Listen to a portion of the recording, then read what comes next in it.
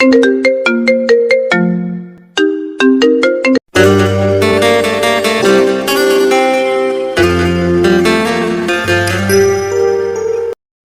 নতুন ভালোবাসার গল্প পেতে আমাদের চ্যানেলটি সাবস্ক্রাইব করে পাশে থাকা বেল আইকনে ক্লিক করুন। ধন্যবাদ। হরেক রকমের ফুলে সাজানো বাসর ঘরে বসে বসে চোখের পানি ফেলছে নীল। অপর পাশের সোফায় বসে গালে হাত দিয়ে তার দিকে তাকিয়ে আছে তার সদ্য বিবাহিত স্ত্রী কণ্ঠ। বাসর ঘরে বসে নতুন বউ কাঁদলে তা মানা যায়, কিন্তু বাসর ঘরে বসে যদি কোনো বর কান্না করে তাহলে কি তা মানা যায়? এর চাইতে উদ্ভট ঘটনা পৃথিবীতে দুটো আছে বলে মনে হয় না। নীলের কান্নায় কণ্ঠ প্রচন্ড বিরক্ত হচ্ছে। সে বুঝতে পারছে না এত কান্নার কি আছে, বিয়েই তো হয়েছে, অন্য কিছু তো আর না। কণ্ঠ কোনো কথা না বলে চরম বিরক্তিকর সহিত উঠে ওয়াশরুমে চলে যায়। নীল একবার আর চোখে কণ্ঠের যাওয়ার দিকে তাকালো। কণ্ঠকে দেখলেই নীলের কান্না উপচে পড়ছে। এই ছিল তার কপালে? সে তো কোনোদিন কারো কোনো ক্ষতি করেনি, তাহলে এটা কেন হলো তার সাথে? কেন হলো এমন? এর থেকে তো ভালো ছিল সে সারা জীবন চিরকুমার থেকে যেত। কিছুক্ষণ পর ফ্রেশ হয়ে ওয়াশরুম থেকে বেরিয়ে আসে কণ্ঠ। কণ্ঠ একবার নীলের দিকে তাকালো। সে এখনো কান্নায় মগ্ন। এনাফ নীল, আর কত কাঁদবি? এমন ভাব করছিস যেন কেউ তোরে রেপ করছে। ছি, এগুলো কেমন ভাষা? নাক ছিটকে বলল নীল। তোর এই ফ্যাচ ফ্যাচানো দেখে এর চেয়ে ভালো কিছু আমার মুখে আসছে না, বিশ্বাস কর। এমন উদ্ভট আচরণ কেন করছিস তুই? তুই আমার কষ্ট কি বুঝবি? তোর গলায় তো আর সাক্ষাৎ শাকচুনি বউ জোটেনি। কি বললি তুই? চিবিয়ে চিবিয়ে কথাটা বলল কণ্ঠ। কণ্ঠর এমন রাগী কণ্ঠ শুনে নীলের খেয়াল হলো সে কি বলছে। নীল জিহ্বায় কামড় দিয়ে অসহায় দৃষ্টিতে তাকালো কণ্ঠের দিকে। কণ্ঠ তারই দিকে কটমট দৃষ্টিতে তাকিয়ে আছে। নীল কয়েকটা শুকনো ঢোক গিলল।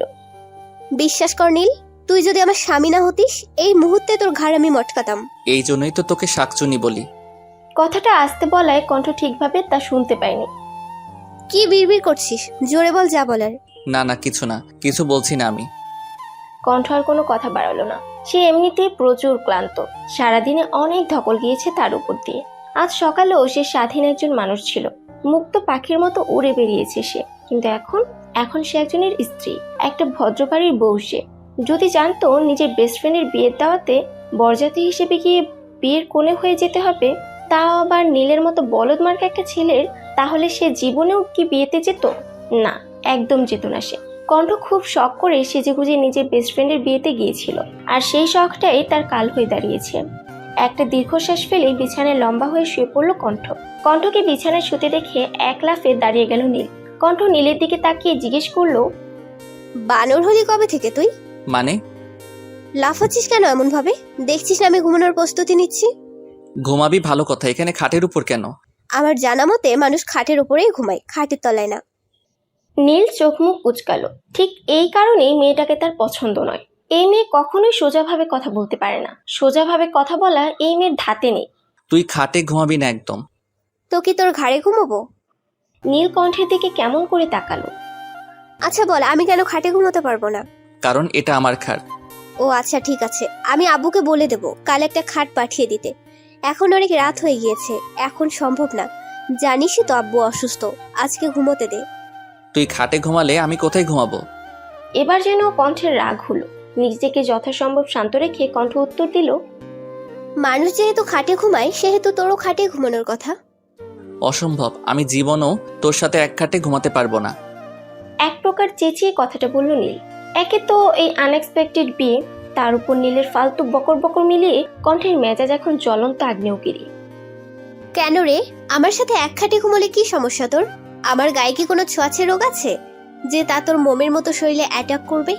নাকি আমি কোনো বখাটে যে তোর মতো অবলা পুরুষকে একা পেয়ে তোর সুযোগ নেব, তোর সতীত্ব হরণ করব? কণ্ঠের এমন কথায় নীলের যেন কান দিয়ে ধোঁয়া বের হচ্ছে। নীল কোনো রকমে নিজেকে সামলে নিয়ে মিনমিন করে বলল, আচ্ছা ঠিক আছে, ঘুমা তুই। Good boy. আর শোন, ঘুমের সময় আমি সাউন্ড একদম পছন্দ করি না। যদি তোর ভ্যা ভ্যা একটা শব্দ আমি পাই তাহলে তোর এমন অবস্থা করব সারা জীবনে আর মুখ দিয়ে শব্দ করার মতো কোনো অবস্থায় থাকবি না। নীল এমনিতেই কণ্ঠকে কিছুটা ভয় পায়, আর এখন কণ্ঠের এমন হুমকি শুনে নীল ঠোঁটে আঙুল দিয়ে চুপ করে রইল। ক্লান্ত থাকায় অল্প সময়ের মধ্যে কণ্ঠ ঘুমিয়ে যায়। নীল কণ্ঠের দিকে মুখ গোমড়া করে তাকিয়ে আছে। নিজের ভবিষ্যৎ নিয়ে তার এখন ভীষণ চিন্তা হচ্ছে। বাবা এটা আমার সাথে কিভাবে করতে পারলো? কোণে পালিয়ে গিয়েছে বলে কি তিনি এমন একটা ধানি লঙ্কা টাইপ মেয়ের সাথে আমার বিয়ে দিবে? আর ওই মেয়েকেও বলি বিয়ে যখন করবি না তখন রাজি কেন হয়েছিলি? ধান্দাবাজ মেয়ে মানুষ কোথাকার। কিন্তু ওই মেয়ের কথাবার্তায় তো কোনোদিন মনে হয়নি যে ওই মেয়ের অন্য জায়গায় চক্কর আছে। ফোনে কত মিষ্টি মিষ্টি কথা বলতো, আহা, মনে হতো সে রসগোল্লার চাইতেও কয়েকগুণ বেশি মিষ্টি। কিন্তু বিয়ের দিন কি করলো? পালিয়ে গেল।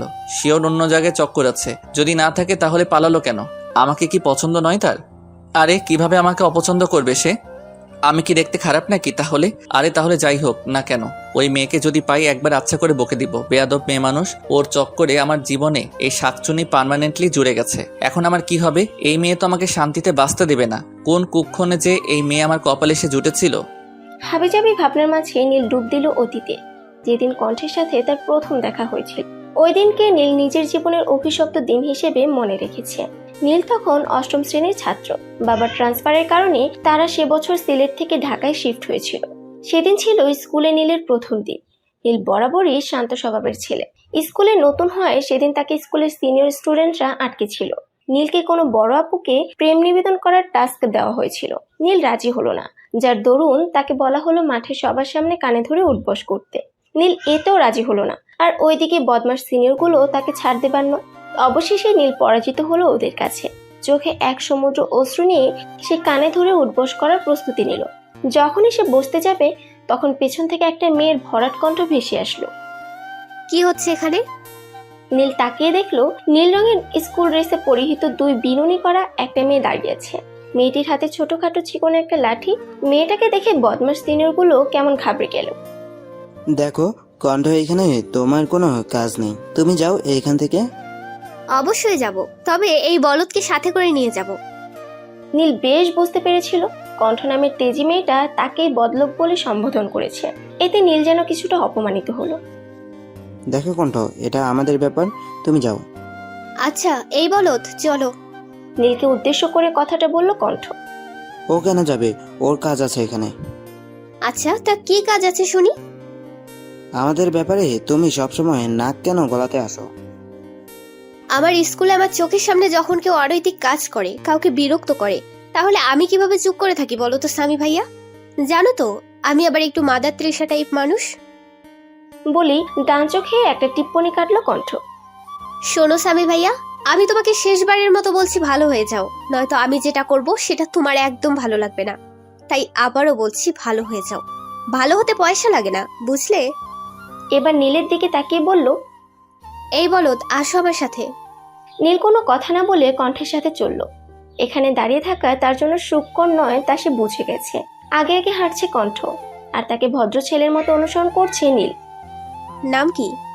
কণ্ঠের আচমকা প্রশ্নে ঘাবড়ে যায় নীল। সে ঘামছে। কণ্ঠ শত বিরক্তি নিয়ে নীলের দিকে তাকিয়ে আছে। এমন ছেলে তার মোটেও পছন্দ নয়। ছেলে হয়ে জন্মেছিস, ভয় কেন পাবি? ভয় পাওয়া কি তোদের মানায় নাকি? আজব। আমি শুধু নাম বলতে বলেছি, কাউকে খুন করতে বলিনি যে তুমি এমন ঘাবড়ে যাচ্ছ। Busy man. নীল স্বাভাবিক হতে পারলো না। কণ্ঠ এবার নরম সুরে জিজ্ঞেস করলো, নাম কি তোমার চান্দু? নীল। নীল? হলুদ কেন নয়? কথাটা বলে কণ্ঠ পা থেকে মাথা অব্দি একবার নীলকে স্ক্যান করলো। কণ্ঠের এমন দৃষ্টিতে নীল আরো ঘাবড়ে গেল। তোমার নাম নীল না হয়ে লাল হলে ভালো হতো। দেখো তোমার মুখটা কেমন লাল টমেটোর মতো হয়ে গেছে। নীল কিছু বলল না। সে অবলা ছেলের মতো দাঁড়িয়ে রইল। আচ্ছা বাদ দাও, কোন ক্লাসে তুমি? ক্লাস 8। আরে আমিও তো সেম ক্লাস। আমি তোকে তুমি করে বলছি। উফ, আমিও না কত ফর্মালিটি করি। শোন চান্দু, আজ থেকে তুই আমার ফ্রেন্ড। যেন তেন ফ্রেন্ড নয়, আজ থেকে তুই আমার বেস্ট ফ্রেন্ড, বুঝেছিস? আমি আপনার বেস্ট ফ্রেন্ড কেন হতে যাব? আমি তো আপনাকে চিনিও না। কণ্ঠ মুখ বাঁকালো। ওই আপনি কি করছিস? আমি কি তোর খালা আম্মা লাগি নাকি? তুই করে বলবি। তুই ছাড়া অন্য কিছু বললেই মাইর, একেবারে কঠিন মাইর, মনে থাকবে। আর চিনিস না তো কি হয়েছে, আস্তে আস্তে চিনে যাবি, নো প্যারা। আর শোন, একদম আপনি করবি না বলে দিলাম। নীল ভয় পেল। সে মাথাটা হালকা উপর নিচ করে বোঝালো তার মনে থাকবে। সে এখন থেকে কণ্ঠকে তুই করেই সম্বোধন করবে। সেদিন থেকে কণ্ঠ আছে নীলের জীবনে। একসাথে স্কুল, কলেজ, অতঃপর ভার্সিটি নিয়ে আবার আরেক ঝামেলা হয়েছিল। নীল পড়ালেখায় ভালো ছিল। অন্যদিকে কণ্ঠ তার ছন্নছাড়া স্বভাবের জন্য সবসময় টেনে টুনে পাশ করত। স্বাভাবিকভাবেই নীলের পাবলিক ভার্সিটিতে হয়ে গেল, কিন্তু কণ্ঠের হয়নি। তাকে বেসরকারিতে ভর্তি হতে হয়েছিল। এখন কথা হলো, তার নীলকে ছাড়া চলবে কি করে? সে তো ম্যানেজ করে নিবে, কিন্তু নীল, ও তো মানুষের সাথে মিশতে পারে না। তাহলে আকাশ কুসুম চিন্তা করে কণ্ঠ নীলকে এক প্রকার বাধ্য করলো বেসরকারি ভার্সিটিতে ভর্তি হতে। ইতিহাসে নীলই মনে হয় একমাত্র ছাত্র যে কিনা ঢাকা বিশ্ববিদ্যালয়ে ভর্তির সুযোগ পেয়েও বেসরকারি ভার্সিটিতে পড়াশোনা করছে। সোফার সামনে থাকা টি টেবিলের সাথে বাড়ি খেয়ে নীল অতীত থেকে বেরিয়ে আসলো। সে একবার কণ্ঠের দিকে তাকালো। নিশ্চিন্তে ঘুমাচ্ছে মেয়েটা। ঘুমের মধ্যে কত শান্ত লাগছে দেখতে। এখন ওকে দেখে কেউ বলতে পারবে না জেগে থাকলে সে কত ভয়ানক হতে পারে। নীল কণ্ঠের দিকে তাকিয়ে একটা দীর্ঘশ্বাস ফেলে সোফায় গুটিসুটি মেরে শুয়ে পড়লো। শোয়ার সাথে সাথেই ঘুমের এসে হামলা করলো। সারাদিনে তো তার উপর দিয়েও কম ধকল যায়নি।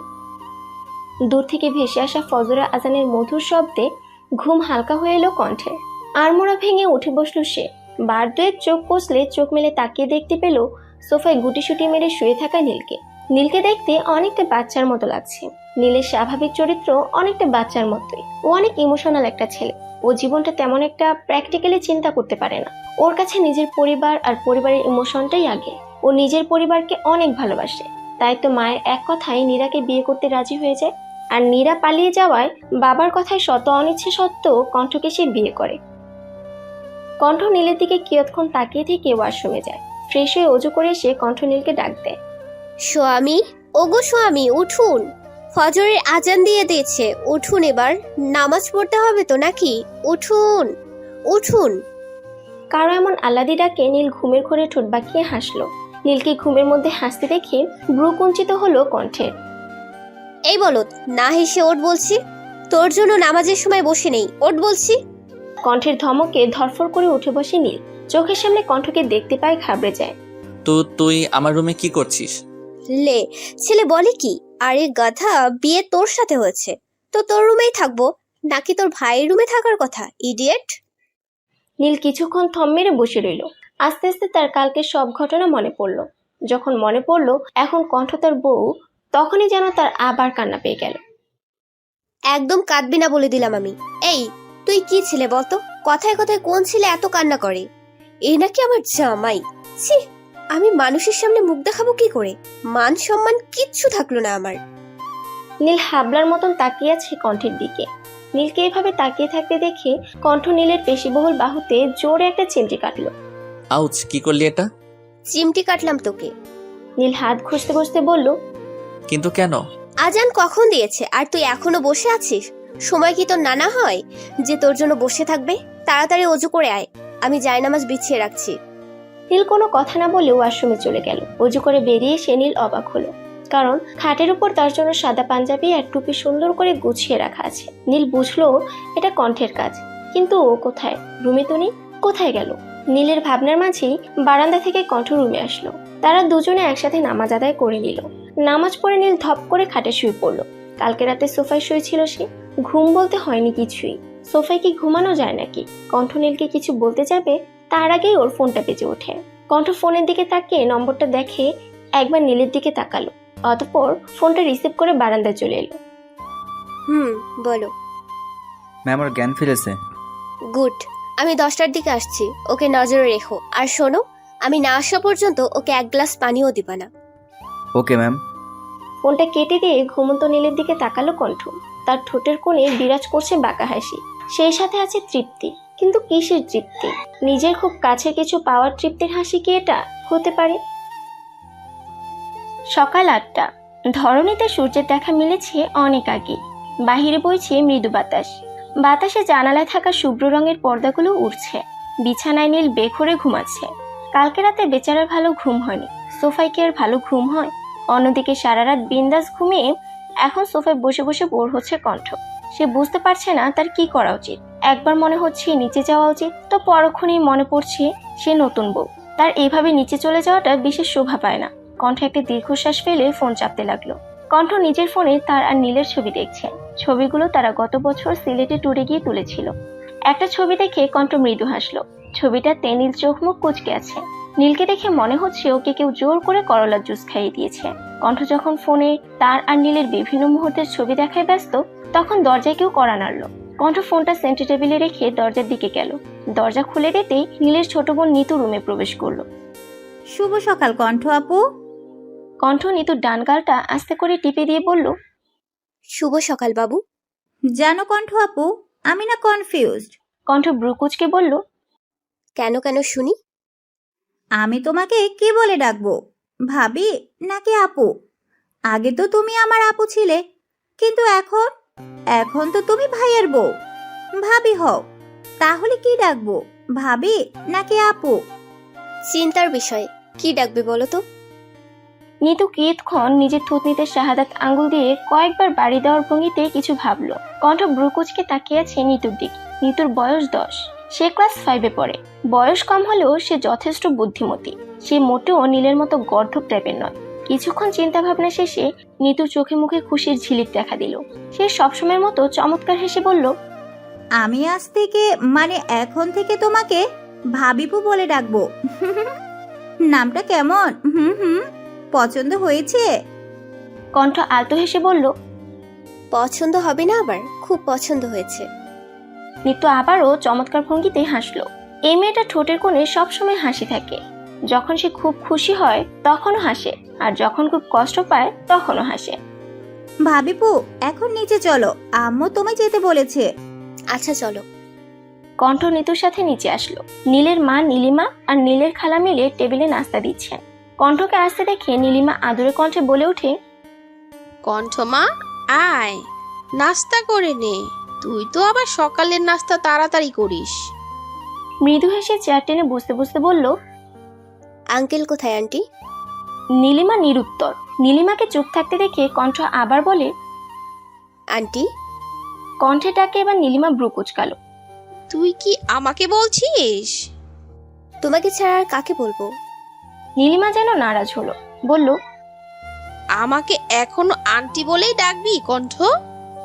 আমার কি শখ করে না নিজের ছেলের বউয়ের মুখে মা, আম্মু বা মামনি ডাক শুনতে?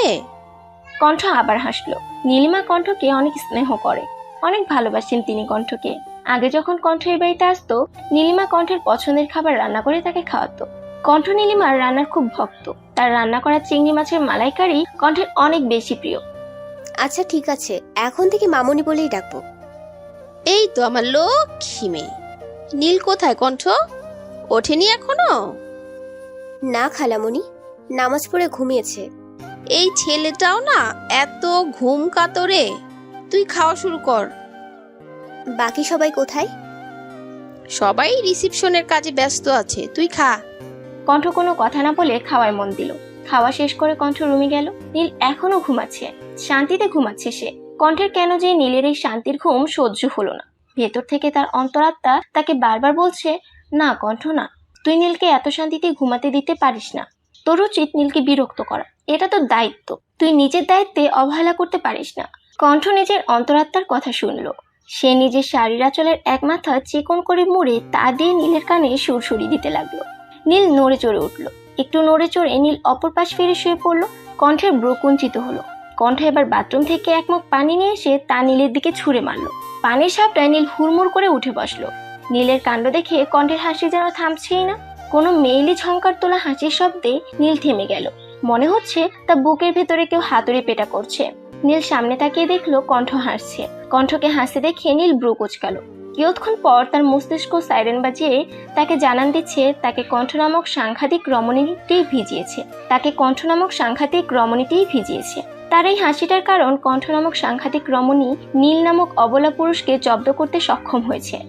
যদিও নীল নামক অবলা পুরুষটি সবসময় এই কণ্ঠ নামক তেজি রমণের কাছে পরাজিত।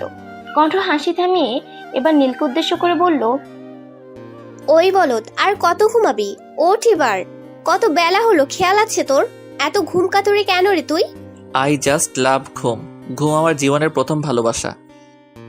আর শেষ? কণ্ঠের প্রশ্নে হৃদয়ের মাঝখানের ফাঁকা কমে এলো নীলের। সে অদ্ভুত দৃষ্টিতে তাকিয়ে আছে কণ্ঠের দিকে। কণ্ঠ নীলের দৃষ্টি উপেক্ষা করে বলল, উঠে ফ্রেশ হয়ে আয় গিয়ে। নাস্তা না করার ধান্দা করেছিস নাকি? নীলকে 1 ডজন বকা দিতে দিতে কণ্ঠ বারান্দায় চলে গেল। নীল কণ্ঠের যাওয়ার দিকে তাকিয়ে আছে। মেয়েটা বড্ড অদ্ভুত। সে কখনো এই মেয়েকে বুঝতে পারে না। কণ্ঠকে বুঝবার অনেক চেষ্টা করেছে সে, কিন্তু বরাবরই ব্যর্থ হয়েছে। এক পর্যায়ে সে কণ্ঠকে বুঝতে পারার প্রয়াস ছেড়ে দিল। এই মেয়েকে বুঝতে পারার সাধ্য কারণে। কণ্ঠ কোনো গোলক ধাঁধার চেয়ে কম নয় কোনো অংশে। সকাল 9টা বেজে 15 মিনিট। কণ্ঠ একটা বেবি পিঙ্ক কালারের গাউন পরে তৈরি হয়ে নিচে নামছে। কণ্ঠকে এভাবে দেখে নীলের বাবা জনাব কবির প্রশ্ন করলো, কোথায় যাচ্ছ কণ্ঠমা? জি বাবা, আসলে আমার হঠাৎ একটা আর্জেন্ট কাজ এসে গেছে, তাই যেতে হচ্ছে। কিন্তু রিসেপশন? চিন্তা করবেন না খালামণি, আমি দেরি করব না, 2 ঘন্টার মধ্যেই চলে আসব। সাবধানে যেও। কণ্ঠ সকলকে বিদায় জানিয়ে বেরিয়ে গেল। সে নীলদের বাসার গাড়ি নিয়ে যায়নি। নীলদের বাড়ি থেকে কিছুটা সামনে গিয়ে কাউকে ফোন করতেই একটা সাদা রঙের প্রাইভেট কারে সে তার সামনে দাঁড়ায়। কণ্ঠ গাড়িতে উঠতেই গাড়িটা চলতে শুরু করে। প্রায় আধ ঘন্টা পর গাড়িটি একটা পুরাতন বিল্ডিং এর সামনে এসে থামে। কণ্ঠ গাড়ি থেকে নেমে সচেতন পায় বিল্ডিংটির 2য় তলায় উঠে যায়। মৃদু অন্ধকারাচ্ছন্ন রুমের এক কোণে একটা খাট, অপর কোণে একটা টেবিল, চেয়ার আর এক পাশে একটা বুক সেলফ রাখা আছে। বুক সেলফে হুমায়ুন আহমেদের কয়েকটা পুরাতন আর হালকা ছেড়ে যাওয়া বই রাখা আছে। কণ্ঠ সেদিকে নজর দিল না। তার নজর খাটে জ্ঞানহীন অবস্থায় পড়ে থাকা একজন অল্প বয়সী রমণীর উপর। রমণীর বয়স খুব বেশি হলে 21 হবে। এই 21 বছর বয়সী রমণীর উপর তার অগাধ রাগ। সে যে তার খুব প্রিয় কিছুর দিকে হাত বাড়িয়েছিল, তাকে কি সহজে ছেড়ে দেওয়া যায়? সহজে ছেড়ে দেওয়া কি ঠিক হবে? মোটেই না। তাকে শাস্তি পেতে হবে। কণ্ঠের জীবনের দিকে নজর দেওয়া শাস্তি, আর এই শাস্তি তাকে কণ্ঠ নিজের হাতে দেবে। কণ্ঠ বার কয়েক তালি বাজালো। তালি বাজাতেই একজন তরুণ এবং একজন তরুণী ভেতরে প্রবেশ করলো। জি ম্যাম। ওর জ্ঞান ফেরানোর ব্যবস্থা করতে হবে। এক কাজ করো, 1 বালতি ঠান্ডা পানি নিয়ে আসো। কণ্ঠের কথায় তরুণটি বিনা বাক্যে ব্যয় চলল রুমের বাইরে। কিয়ৎক্ষণ পর সে ফিরে এলো 1 বালতি ঠান্ডা পানি সমেত। পানির টেম্পারেচার কত? 5 থেকে 6 ডিগ্রি হবে ম্যাম। পানিতে কয়েকটা বরফের টুকরো ফেলে দাও রিশা। রিশা নামের তরুণীটি তাই করলো। মাত্রাতিরিক্ত ঠান্ডা পানির ঝাপটা জ্ঞানহীন রমণীর উপর পড়তেই রমণী ধরফর করে উঠে বসে। সে ঘন ঘন শ্বাস টানছে। দেখেই বোঝা যাচ্ছে তার শ্বাসকষ্ট হচ্ছে। সে ছটফট করছে। মেয়েটির ছটফটানি দেখে কণ্ঠের ঠোঁটের কোণে তৃপ্তির হাসি। সে যেন পৈশাচিক আনন্দ পাচ্ছে। কিয়ৎক্ষণ ছটফটিয়ে মেয়েটি কিছুটা শান্ত হলো। সামনে তাকিয়ে কণ্ঠকে দেখেই তার মুখে হাসির ঝিলিক দেখা দিল। সে যেন মরুভূমিতে পানির সন্ধান পেল। কণ্ঠ আপু? কণ্ঠ চমৎকার হাসলো। মেয়েটি আবারও বলল, দেখো না কণ্ঠ আপু, ওরা আমাকে এখানে বন্দি করে রেখেছে। এত করে জিজ্ঞেস করছি আমি কি করেছি, কেউ কিছু বলছেও না। বললাম আমার বিয়ে, তবুও শুনলো না। কণ্ঠ মুখে অমাবস্যা নামিয়ে বলল, তাই নাকি? হ্যাঁ আপু, ওরা খুব বাজে। কালকে থেকে আমাকে কিচ্ছু খেতে দেয়নি। খিদে পেয়েছে তোমার? মেয়েটি মুখ গোমরা করে উপর নিচে মাথা দুলালো। কণ্ঠ তার পাশে থাকা ছেলেটিকে কিছু ইশারা করলো। ছেলেটি কণ্ঠের ইশারা বুঝতে পেরে মাথা নাড়িয়ে রুমের বাইরে গেল। মিনিট 2 বাদে সে ফিরে এলো। তার 2 হাত ভর্তি খাবার। সে খাবারগুলো টেবিলে রাখ। যাও যাও, খাও গিয়ে। কণ্ঠ কথাটা বলার সাথে সাথে মেয়েটি দৌড়ে খাবারের কাছে গেল। উচ্ছ্বাসিত হয়ে খাবারের উপর থেকে ঢাকনা সরাতেই তার মুখে নেমে এলো অমাবস্যা। এগুলো কি কণ্ঠ আপু? কেন দেখতে পাচ্ছ না? এগুলো তোমার ব্রেকফাস্ট। খাও খাও। তোমার না খিদে পেয়েছে? এগুলো কিভাবে খাবো? কেন, ভালো লাগেনি এগুলো? এটা কি রুটি বলে? এটা তো পাথরের মতো শক্ত। আর রুটির সাথে কি আছে এগুলো? খেজুরের রসের গুড়, বলল শৈবাল। আমি এগুলো খাই না। শৈবাল, মীরা ম্যাডাম এগুলো খান না। এগুলো নিয়ে যাও, ম্যাডাম না খেয়ে থাকবেন। আমি কখন বললাম আমি না খেয়ে থাকবো? বলনি বুঝি? নীরা জেদ ধরলো সেগুলো খাবে না। তাকে ডাবল ডিমের অমলেট দিতে হবে। নীরার কথায় কণ্ঠ ভীষণ বিরক্ত হচ্ছে। অপরদিকে রিশা অনেক কষ্টে নিজের হাসি চেপে রেখেছে। যে কিডন্যাপ করলো তাকেই ডাবল ডিমের অমলেট দিতে বলছে। শোনো মেয়ে, যদি খেতে চাও তাহলে এগুলোই খেতে হবে। এগুলো খেতে না চাইলে উপবাস থাকো। এক একজন জ্বালিয়ে খেলো আমায় একেবারে। কণ্ঠের ধমকে নীরা কেঁপে উঠল। তার চোখ ভরে উঠল তপ্ত অশ্রুতে। কণ্ঠ আরেক দফা বিরক্ত হলো। কান্না কি এখন নতুন ট্রেন্ড হিসেবে চালু হয়েছে নাকি? যাকে দেখি সেই কান্না করে। এদের সমস্যা কি ভাই? চোখের পানি এত কাছে কেন এদের? কান্নায় কি আছে আমি বুঝি না। নীরা ফুফিয়ে ফুফিয়ে কাঁদছে। আমাকে এখান থেকে নিয়ে চলো কণ্ঠ আপু, আমি এখানে থাকবো না। শৈবাল, আমাদের নীরা ম্যাডাম তো এখানে থাকতে চাচ্ছে না। কি করা যায় বলো তো? ওকে একটু যুক্তরাষ্ট্রে ঘুরে আনি, কি বলুন ম্যাডাম? হ্যাঁ, ইটস বেটার। আর আমাদের নীরা রানীর তো যুক্তরাষ্ট্রে যাবার অনেক দিনের শখ। নীরার কান্না ততক্ষণে থেমে গেছে। সে অদ্ভুতভাবে কণ্ঠের দিকে তাকিয়ে আছে। কণ্ঠ সেদিকে পাত্তা না দিয়ে চেয়ারে পায়ের উপর পা তুলে আরাম করে বসলো। নীরা একবার শৈবাল আর রিশার দিকে তাকালো। সে রিশাকে মারাত্মক ভয় পায়। কালকে পার্লারে রিশা তাকে যে 2টা থাপ্পড় দিয়েছে তা সে জীবনেও ভুলবে না। গালটা এখনো টনটন করছে। রিশার দিকে এক পলক তাকিয়ে নীরা কণ্ঠকে উদ্দেশ্য করে বলল, কণ্ঠ আপু চলো এখান থেকে, ওরা অনেক ভয়ঙ্কর মানুষ। নীরার কথায় শৈবাল শব্দ করে হেসে উঠল। কণ্ঠ ঘাড় ঘুরিয়ে শৈবালের দিকে তাকাতেই শৈবাল মুখে আঙ্গুল দিল। শৈবালকে হাসতে দেখে নীরা বোকার মতো প্রশ্ন করল, উনি হাসছেন কেন? এবার কণ্ঠ আলতো হাসলো। এই বুদ্ধি নিয়ে তুমি আমার কলিজার দিকে হাত বাড়িয়েছিলে, আমার সাথে টক্কর নিয়েছিলে, তারিফ করতে হয়। নীরা কণ্ঠের কথার আগামাথা কিছুই বুঝলো না। তুমি এগুলো কি বলছো কণ্ঠ আপু? বুঝতে পারছো না? নীরা মাথা ধুলালো। আচ্ছা নীরা বলো তো, তুমি এখানে কেন আর আমি এখানে কেন? আমি এখানে কারণ ওই মেয়েটা ঠাস ঠাস 2টো থাপ্পড় আর ওই ছেলেটা আমাকে ইনজেকশন দিয়ে এখানে নিয়ে এসেছে। রিশা, তুমি 2টো থাপ্পড় দিয়েছো? আরো একটা দেওয়ার ইচ্ছা ছিল, কিন্তু তার আগেই জ্ঞান হারালো। কণ্ঠ আপু আমাকে এখান থেকে বের করো।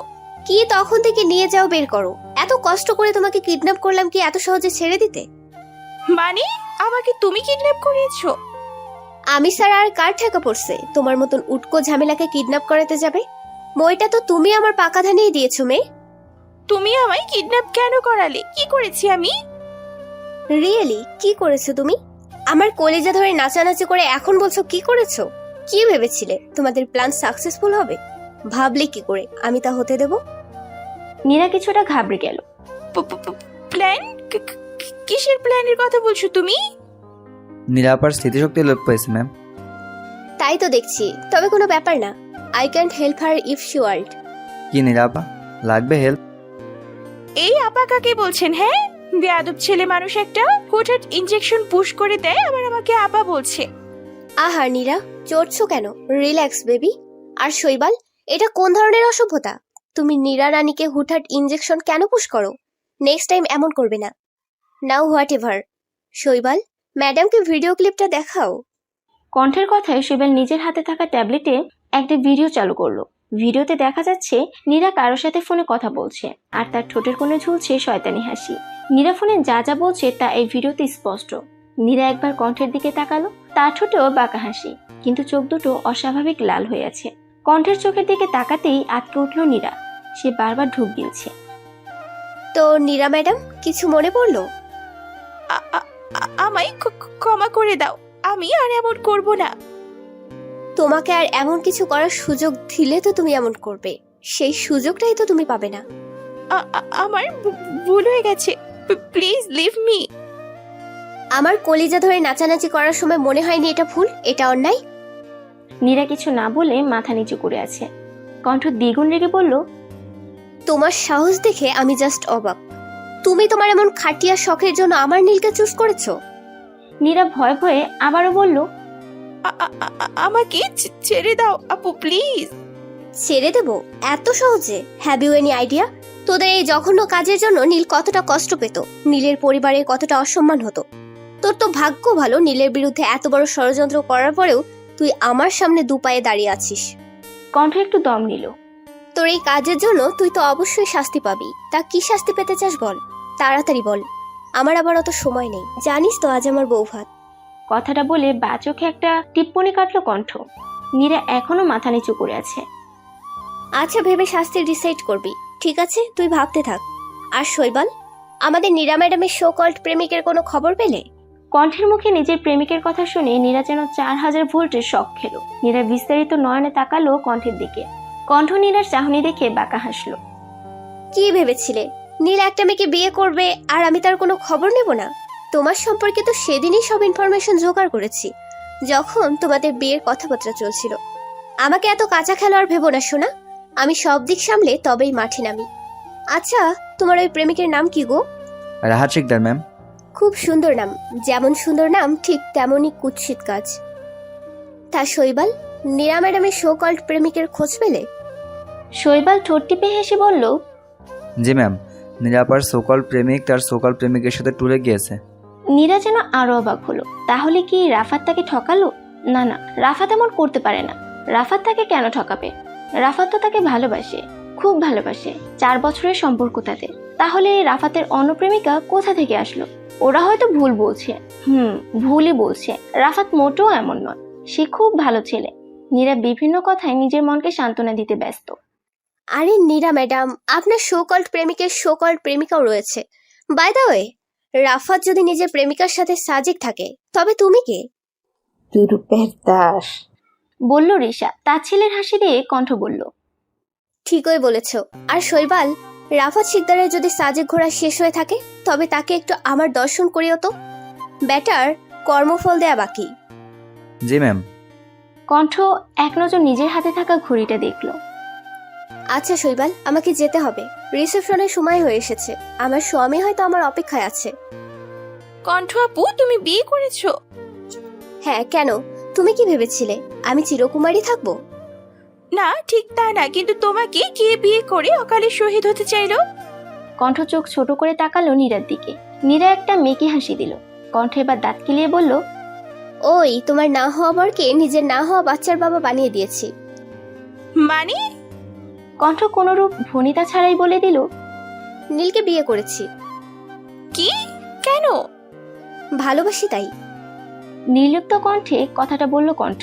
নীরা ভীষণ অবাক হলো। কণ্ঠ কাউকে ভালোবাসে এটা ভাবতে যতটা না কষ্ট হচ্ছে, তার চাইতে 1000 গুণ বেশি কষ্ট হচ্ছে এটা মানতে যে কণ্ঠ নীলকে ভালোবাসে। এটাও সম্ভব? নীরা অদ্ভুত দৃষ্টিতে তাকিয়ে আছে কণ্ঠের দিকে। কণ্ঠ তার এমন দৃষ্টির মানেটা বুঝলো। অবাক হচ্ছ তাই না? আমিও অবাক হয়েছিলাম যখন বুঝতে পারলাম আমি একজনকে ভালোবাসি। তাও কাকে? নীলের মতন একটা ছেলেকে, যে আমার বিপরীত মেরুর মানুষ। ওর সাথে আমার কোনো দিক দিয়ে মেলে না। আমরা সম্পূর্ণ আলাদা স্বভাব চরিত্রের মানুষ, কিন্তু ভালোবাসাটা না কিভাবে যেন হয়ে গেল টেরই পেলাম না। আর তুমি কিন্তু একটা বিগ থ্যাঙ্কস ডিজার্ভ করো। নীরা এবার ব্রু কুঁচকাল। তোমার জন্যই তো বুঝতে পেরেছিলাম আমি নীলকে ঠিক কতটা ভালোবাসি। জানো, তুমি যখন হেসে হেসে নীলের সাথে কথা বলতে, ইচ্ছে করতো তোমার মুখটা ভেঙে দিতে।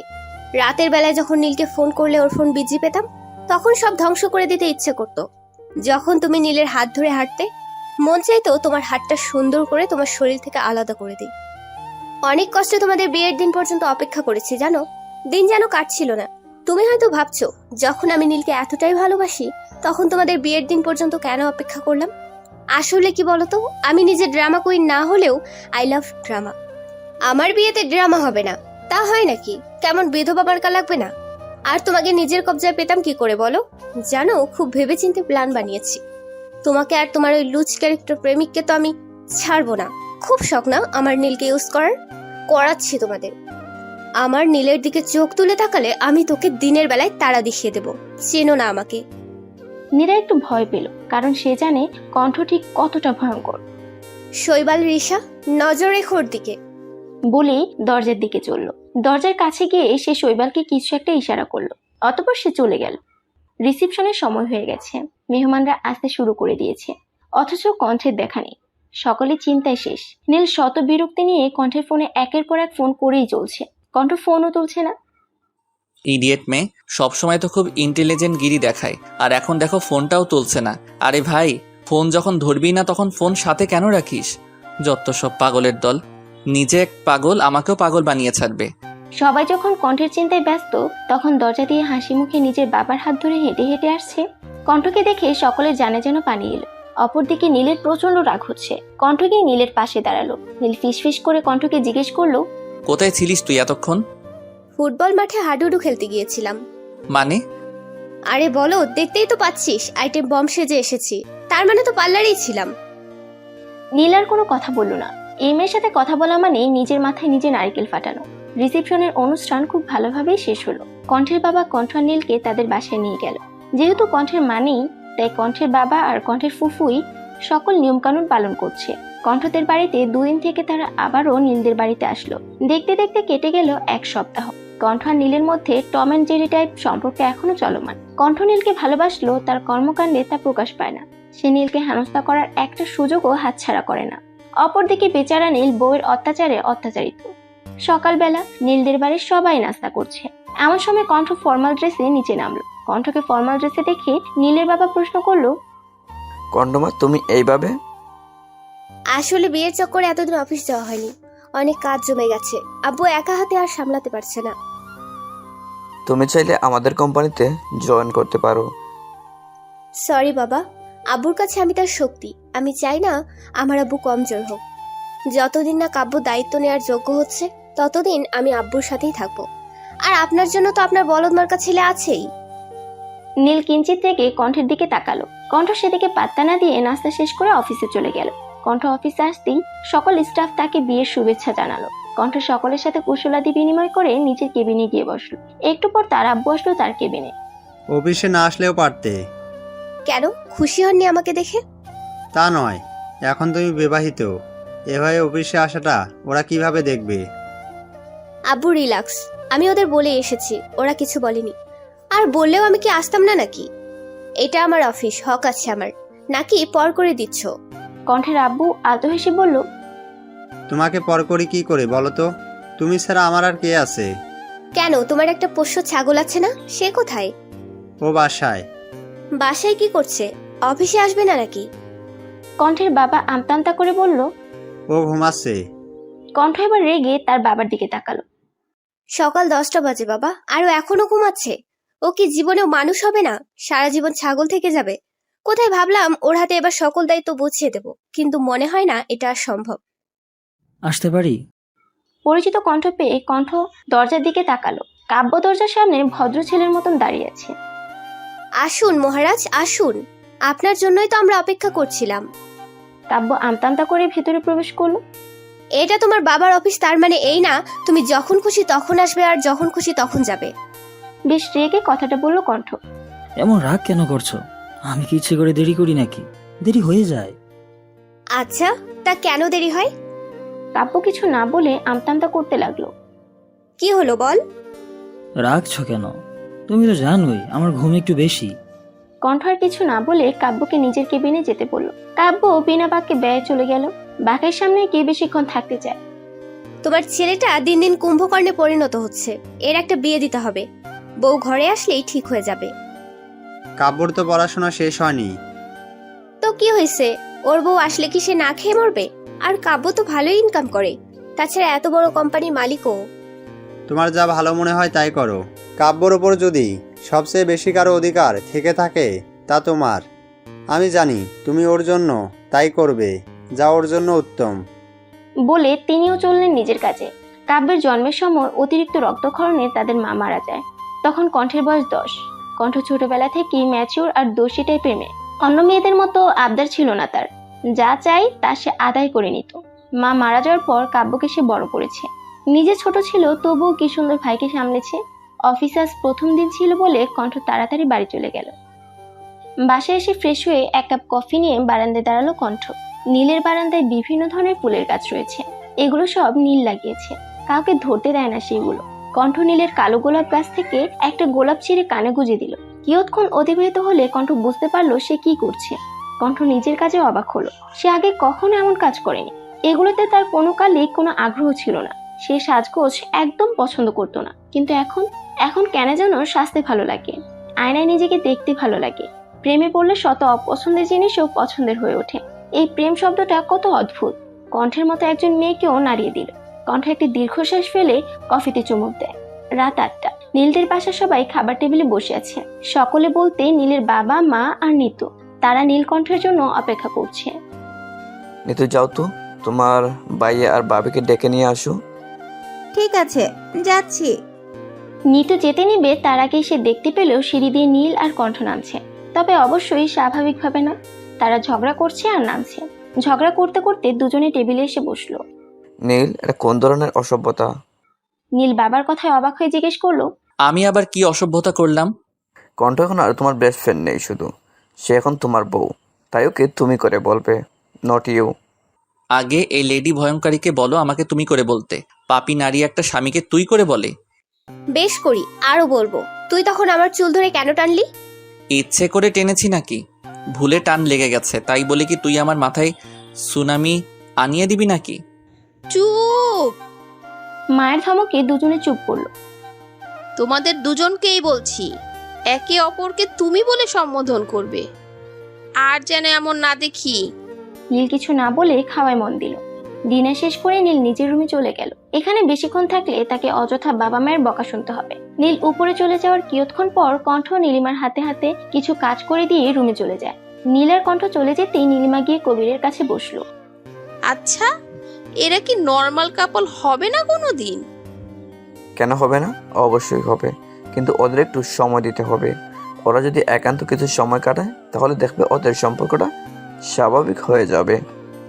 আচ্ছা, এক কাজ করলে কেমন হয়? ঠিক আছে, ওদের হানিমুনে পাঠালে কেমন হয়? খুব একটা মন্দ বলনি। ওরা নিজেদের সাথে একটু সময় কাটাতে পারবে, সম্পর্কটাও আর শুধু বন্ধুত্বে আটকে থাকবে না। আমি কালকে সকালে ওদের ব্যাপারটা বলে দেখব। না না না, শুধু দেখলে হবে না, যে করেই হোক ওদের দূরে কোথাও পাঠাতে হবে। আচ্ছা, আমি সকালে দেখছি। কণ্ঠ রুমে গিয়ে দেখলো নীল সোফায় বসে বসে কপাল ঘষছে। কণ্ঠ বুঝতে পারলো নীলের মাথা ব্যথা করছে, আর করবে নাই বা কেন। একটু আগে নীলের মাথার উপর দিয়ে যে সুনামি বয়ে গেছে। কণ্ঠ কোনো কথা না বলে আবার নিচে গেল, 1 কাপ কড়া লিকার চা করে রুমে গেল। রুমে এসে চায়ের কাপটা নীলের সামনে ধরলো। কি এটা? শুদ্ধ বাংলা ভাষায় ইহাকে চা বলিয়া গণ্য করা হয়। আমার সামনে কি করছে? ডিস্কো ডান্স দিচ্ছে। নীল কণ্ঠের দিকে বিরক্তির চাহনি নিক্ষেপ করলো। ইডিয়েট, তোর সামনে ধরেছি মানে এটা তোকে গিলতে দেয়া হয়েছে। আমি চা পান করি না, তুই জানিস। হ্যাঁ জানি, কিন্তু কিছু করার নেই, এটা গিললে মাথা ব্যথা গায়েব হয়ে যাবে। নীল জানে কণ্ঠকে শতবার না বললেও কাজ হবে না, তাই সে চুপচাপ চায়ের কাপটা হাতে নিল। নীল চায়ের দিকে এক দৃষ্টিতে তাকিয়ে আছে। তা দেখে কণ্ঠ বলল, তোকে এটা দেখতে বা বিশ্লেষণ করতে দেয়া হয়নি, গিলতে দেয়া হয়েছে, তাই ফটাফট কাপ ফাঁকা চাই। নীল মুখ গোমরা করে চায়ের কাপে চুমুক দিল। চুমুক দিতেই সে চোখ জোড়া বন্ধ করে নিল। সে কখনোই চা পান করে না, তার চায়ের স্বাদ ভালো লাগে না, কিন্তু আজকে ভালো লাগছে। কিরে, কেমন লাগলো? নীল কাপে দ্বিতীয় চুমুক দিয়ে বলল, খুব একটা মন্দ নয়। কণ্ঠ মুখ বাঁকিয়ে বলল, বললেই পারিস ভালো হয়েছে, এত ঢং কেন করিস? আজ যাইরা পুরুষ মানুষ। নীলকে কয়েকটা বকা দিয়ে কণ্ঠ বিছানায় শটান হয়ে শুয়ে পড়ল। অপরদিকে নীল সোফায় বসে আরাম করে চায়ের কাপে চুমুক দিচ্ছে। আহা, অসাধারণ স্বাদ। নীল কণ্ঠের দিকে তাকিয়ে ভাবলো, মিস ভয়ঙ্করই ভালোই চা বানায়, চায়ের দোকান দিলে ভালো প্রফিট পাবে। পরদিন সকালবেলা সকলে নাস্তার টেবিলে উপস্থিত। নীল মাথা নিচু করে পরোটা খাচ্ছে। কণ্ঠ জুসের গ্লাসে চুমুক দিচ্ছে আর তার পিয়ে সোনিয়ার সাথে কথা বলছে। কবির সাহেব কণ্ঠের কথা বলা শেষ হবার অপেক্ষা করছে। কণ্ঠ ফোন রাখতে কবির সাহেব দু কয়েকটা কাশি দিয়ে গলা পরিষ্কার করলো। নীলকণ্ঠ, তোমাদের আমার কিছু বলার ছিল। জি বাবা, বলো। তোমাদের বিয়েটা তো স্বাভাবিকভাবে হয়নি, আর বিয়ে তো এতদিন পরেও তোমাদের কোথাও যাওয়া হয়নি। তাই আমি ভাবছিলাম তোমরা যদি কিছুদিনের জন্য কোনো জায়গা থেকে ঘুরে আসতে। আমার সময় নেই। ফট করে উত্তর দিল নীল। আসলে সে একা কণ্ঠের সাথে কোথাও যেতে সাহস পায় না, অত্যধিক ভয় কাজ করে মনের মধ্যে। নীল না বলায় ব্রু কুচকালো কণ্ঠ। কি এমন রাজ্য কাজ করিস তুই যে তোর সময় নেই? আম্মু, অফিসে অনেক কাজ থাকে আমার। কাজ তুমি একা না, আমিও করি, তাই আমাকে কাজ দেখাতে আসবে না। তোমরা যাচ্ছ মানে যাচ্ছ, এটা আমার অর্ডার। এবার তিনি কণ্ঠের দিকে তাকিয়ে বলল, কণ্ঠমা, তোমার কোনো অসুবিধা আছে? না বাবা। তাহলে তো হয়েই গেল। তা বলো, কোথায় যেতে চাও তোমরা? নীল কিছু একটা ভেবে বলল, কক্সবাজার। কক্সবাজার? সমস্যা নেই বাবা, কক্সবাজারই ঠিক আছে। কক্সবাজার? আচ্ছা, তবে আমি সব ব্যবস্থা করি। তোমরা আজ সন্ধ্যায় বের হবে। নীল অবাক হয়ে জিজ্ঞেস করলো, আজ সন্ধ্যায়? কেন, কোনো সমস্যা? নীল মুখ গুমরা করে বলল, না, কোনো সমস্যা নেই। তোমাদের আজ অফিস যেতে হবে না। কণ্ঠ, তুমি কাব্যকে ফোন করে বলে দাও আর সব গুছকাজ করে নাও। ঠিক আছে বাবা। রুমে এসে নীল বিছানায় টান টান করে শুয়ে পড়লো। তার ভীষণ কান্না পাচ্ছে। সে বুঝতে পারে না সে কার কি ক্ষতি করেছে যে তার কপালে কণ্ঠের মতন বউ জুটেছে। সে ভাবলো, গভীরভাবে ভাবলো, কিন্তু কিছু অনুসন্ধান করতে সক্ষম হলো না। কণ্ঠ রুমে এসে দেখলো নীল কাদো কাদো মুখ করে সিলিং এর দিকে তাকিয়ে আছে। কিরে, এভাবে শুয়ে আছিস কেন? গোছগাছ করবি না? এবার নীল উঠে বসলো। তুই রাজি কেন হলি? রাজি হব না কেন? মুখটা আরেকটু কাদো কাদো বানিয়ে বলল নীল। রাজি হবি কেন তুই? দেখ নীল, এমনিতে কয়েকদিন ধরে প্রচুর মেন্টাল স্ট্রেস গিয়েছে আমাদের উপর দিয়ে, তাই এটার দরকার আছে। আমি একটু রিফ্রেশমেন্ট চাই আর। আমি ক্লান্ত, বিশ্বাস কর, আমি প্রচুর ক্লান্ত। তোর যদি যেতে মন না চাই তুই যাস না, আমি একাই চলে যাব। এবার নীল আমতান্তা করে বলল, আমি কখন বললাম যাব না? তাহলে ঠ্যাডার মতন বসে আছিস কেন? গোছগাছ কি তোর নীরা এসে করে দিয়ে যাবে, ইডিয়েট? কে নীরা? ব্রুকুচকে জিজ্ঞেস করলো নীল। নীলের প্রশ্নে অদ্ভুত এক রিয়াকশন দিল কণ্ঠ। সিরিয়াসলি নীল, তুই নীরাকে চিনিস না? চিনলে কি জিজ্ঞেস করতাম নাকি? তোর তোর না হওয়া বইয়ের নাম কি ছিল? নীল নিজের ভ্রুদয় আরেকটু কুঞ্চিত হয়ে জিজ্ঞেস করলো। ওই মেয়ের নাম নীরা ছিল, আসলে মনে নেই। মনে না থাকলেই ভালো, এখন উঠে দরকারি জিনিসপত্র গুছিয়ে নে। সন্ধ্যায় নীলার কণ্ঠ বেরিয়ে পড়লো কক্সবাজারের উদ্দেশ্যে। তারা বাসে করে যাবে, তাই তারা বাস স্ট্যান্ডে গেল আগে। বাস ছাড়তে আর 5 মিনিট বাকি। কণ্ঠ জানালার পাশের সিটে বসেছেন, তার পাশের সিটে নীল। 5 মিনিট পর বাস চলতে শুরু করলো। বাস চলা শুরু করার কিয়ৎক্ষণের মধ্যেই ঘুমিয়ে পড়লো নীল। ঘুমন্ত নীলের মাথা কণ্ঠের কাঁধে এসে পড়লো। কণ্ঠ চমকে পাশ ফিরে দেখলো নীল ঘুমিয়ে গেছে। কণ্ঠ আলতো হেসে নীলের মাথাটা সুন্দর করে নিজের কাঁধে রাখলো। পুরোটা সময় কণ্ঠ নীলকে দেখে দেখে পার করলো। নীলকণ্ঠ কক্সবাজারে এসেছে আজ 2 দিন। প্রথম দিন তারা কেউ হোটেল থেকে বের হয়নি খুব একটা। জার্নির ফলে তারা দুজনেই ভীষণ ক্লান্ত ছিল, যার দরুন প্রথম দিন কিছুক্ষণ ঘুরে ট্যুরে বাকি সময় ঘুমিয়ে কাটিয়েছে তারা। প্রথম দিন ঘুমিয়ে কাটিয়ে আজ তারা স্থানীয় মার্কেটে একটু ঘুরলো। তারপর তারা গেল সি বিচে। সমুদ্রে পানি ঢেউ খেলছে। কণ্ঠ ঢেউয়ের সাথে পাল্লা দিয়ে একবার সামনে যাচ্ছে, আবার পিছনে যাচ্ছে। খেলাটা যে কণ্ঠ দারুণ উপভোগ করছে তা তার খিলখিল হাসির শব্দে প্রকাশ পাচ্ছে। কণ্ঠের ঝংকার তোলা হাসির শব্দে নীলের বুকে ঢোল বাজছে।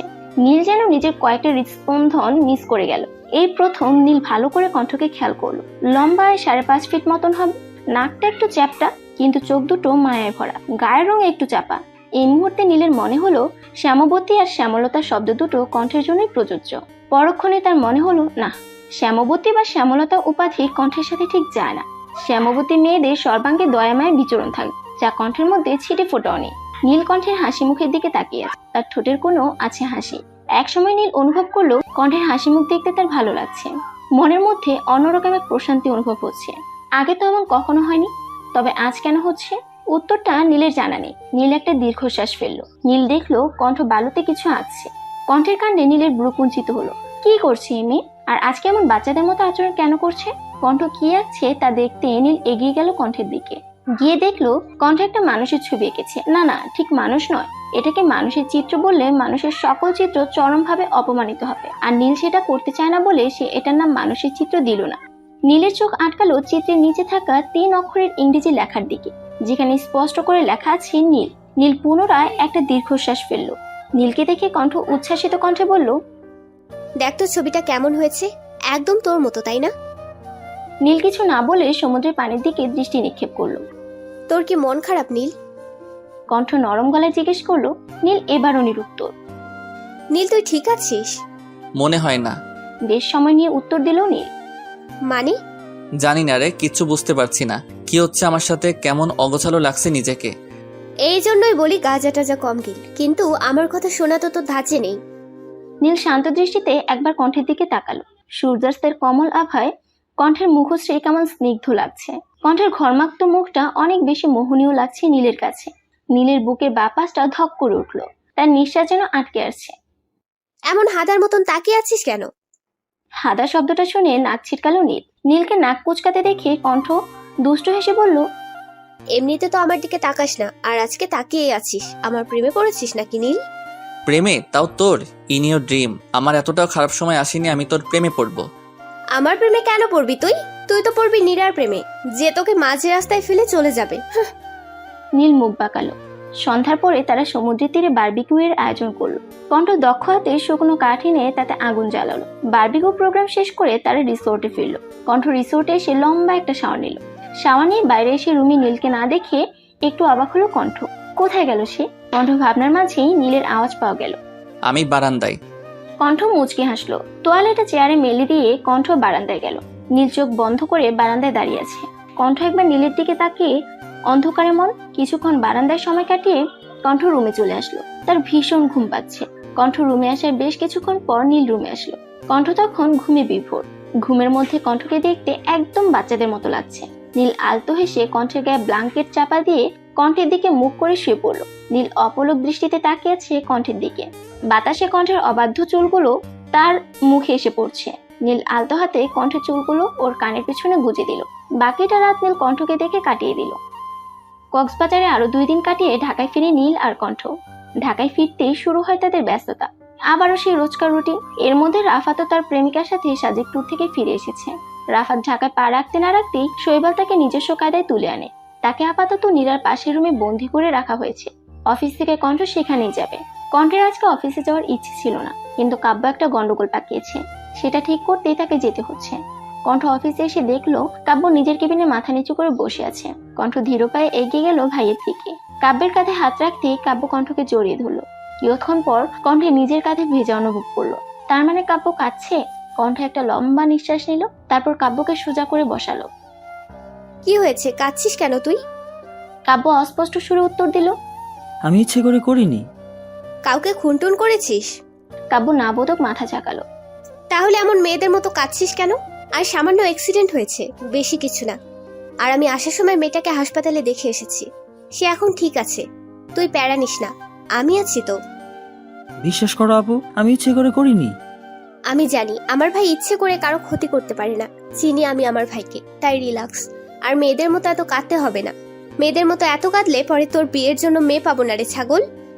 কণ্ঠের কথায় এবার কাব্য হেসে ফেললো। হেসে কণ্ঠকে জড়িয়ে ধরলো। কণ্ঠ ভাইকে পরম যত্নে জড়িয়ে ধরলো। আব্বু কোথায় আপু? আব্বু হাসপাতালে, মেয়েটার রিলিজ করিয়ে একবারে আসবে। রিলিজ আজকে?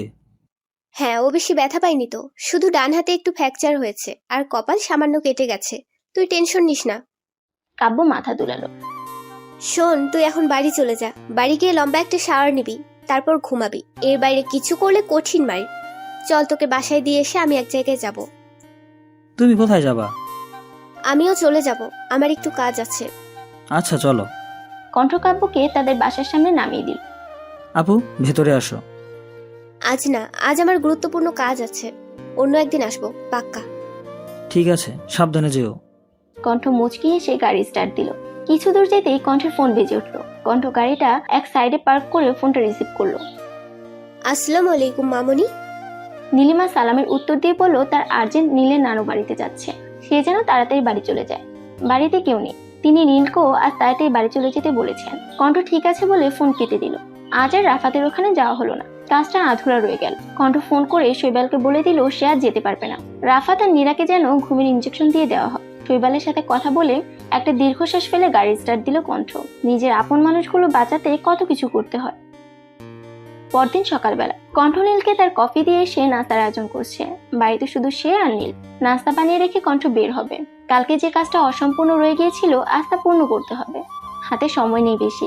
কাজ করার মাঝেই কণ্ঠ রান্নাঘরে দ্বিতীয় কারো উপস্থিতি টের পেল। সে ঘাড় কাত করে দেখলো রান্নাঘরের দরজায় হেলান দিয়ে দাঁড়িয়ে আছে নীল। সকালে উঠে কণ্ঠকে পাশে না পেয়ে নীল নিচে আসে। এসে দেখে কণ্ঠ রান্না করছে। এপ্রিল মাসের শেষ দিকে গরম ভালোই পড়েছে।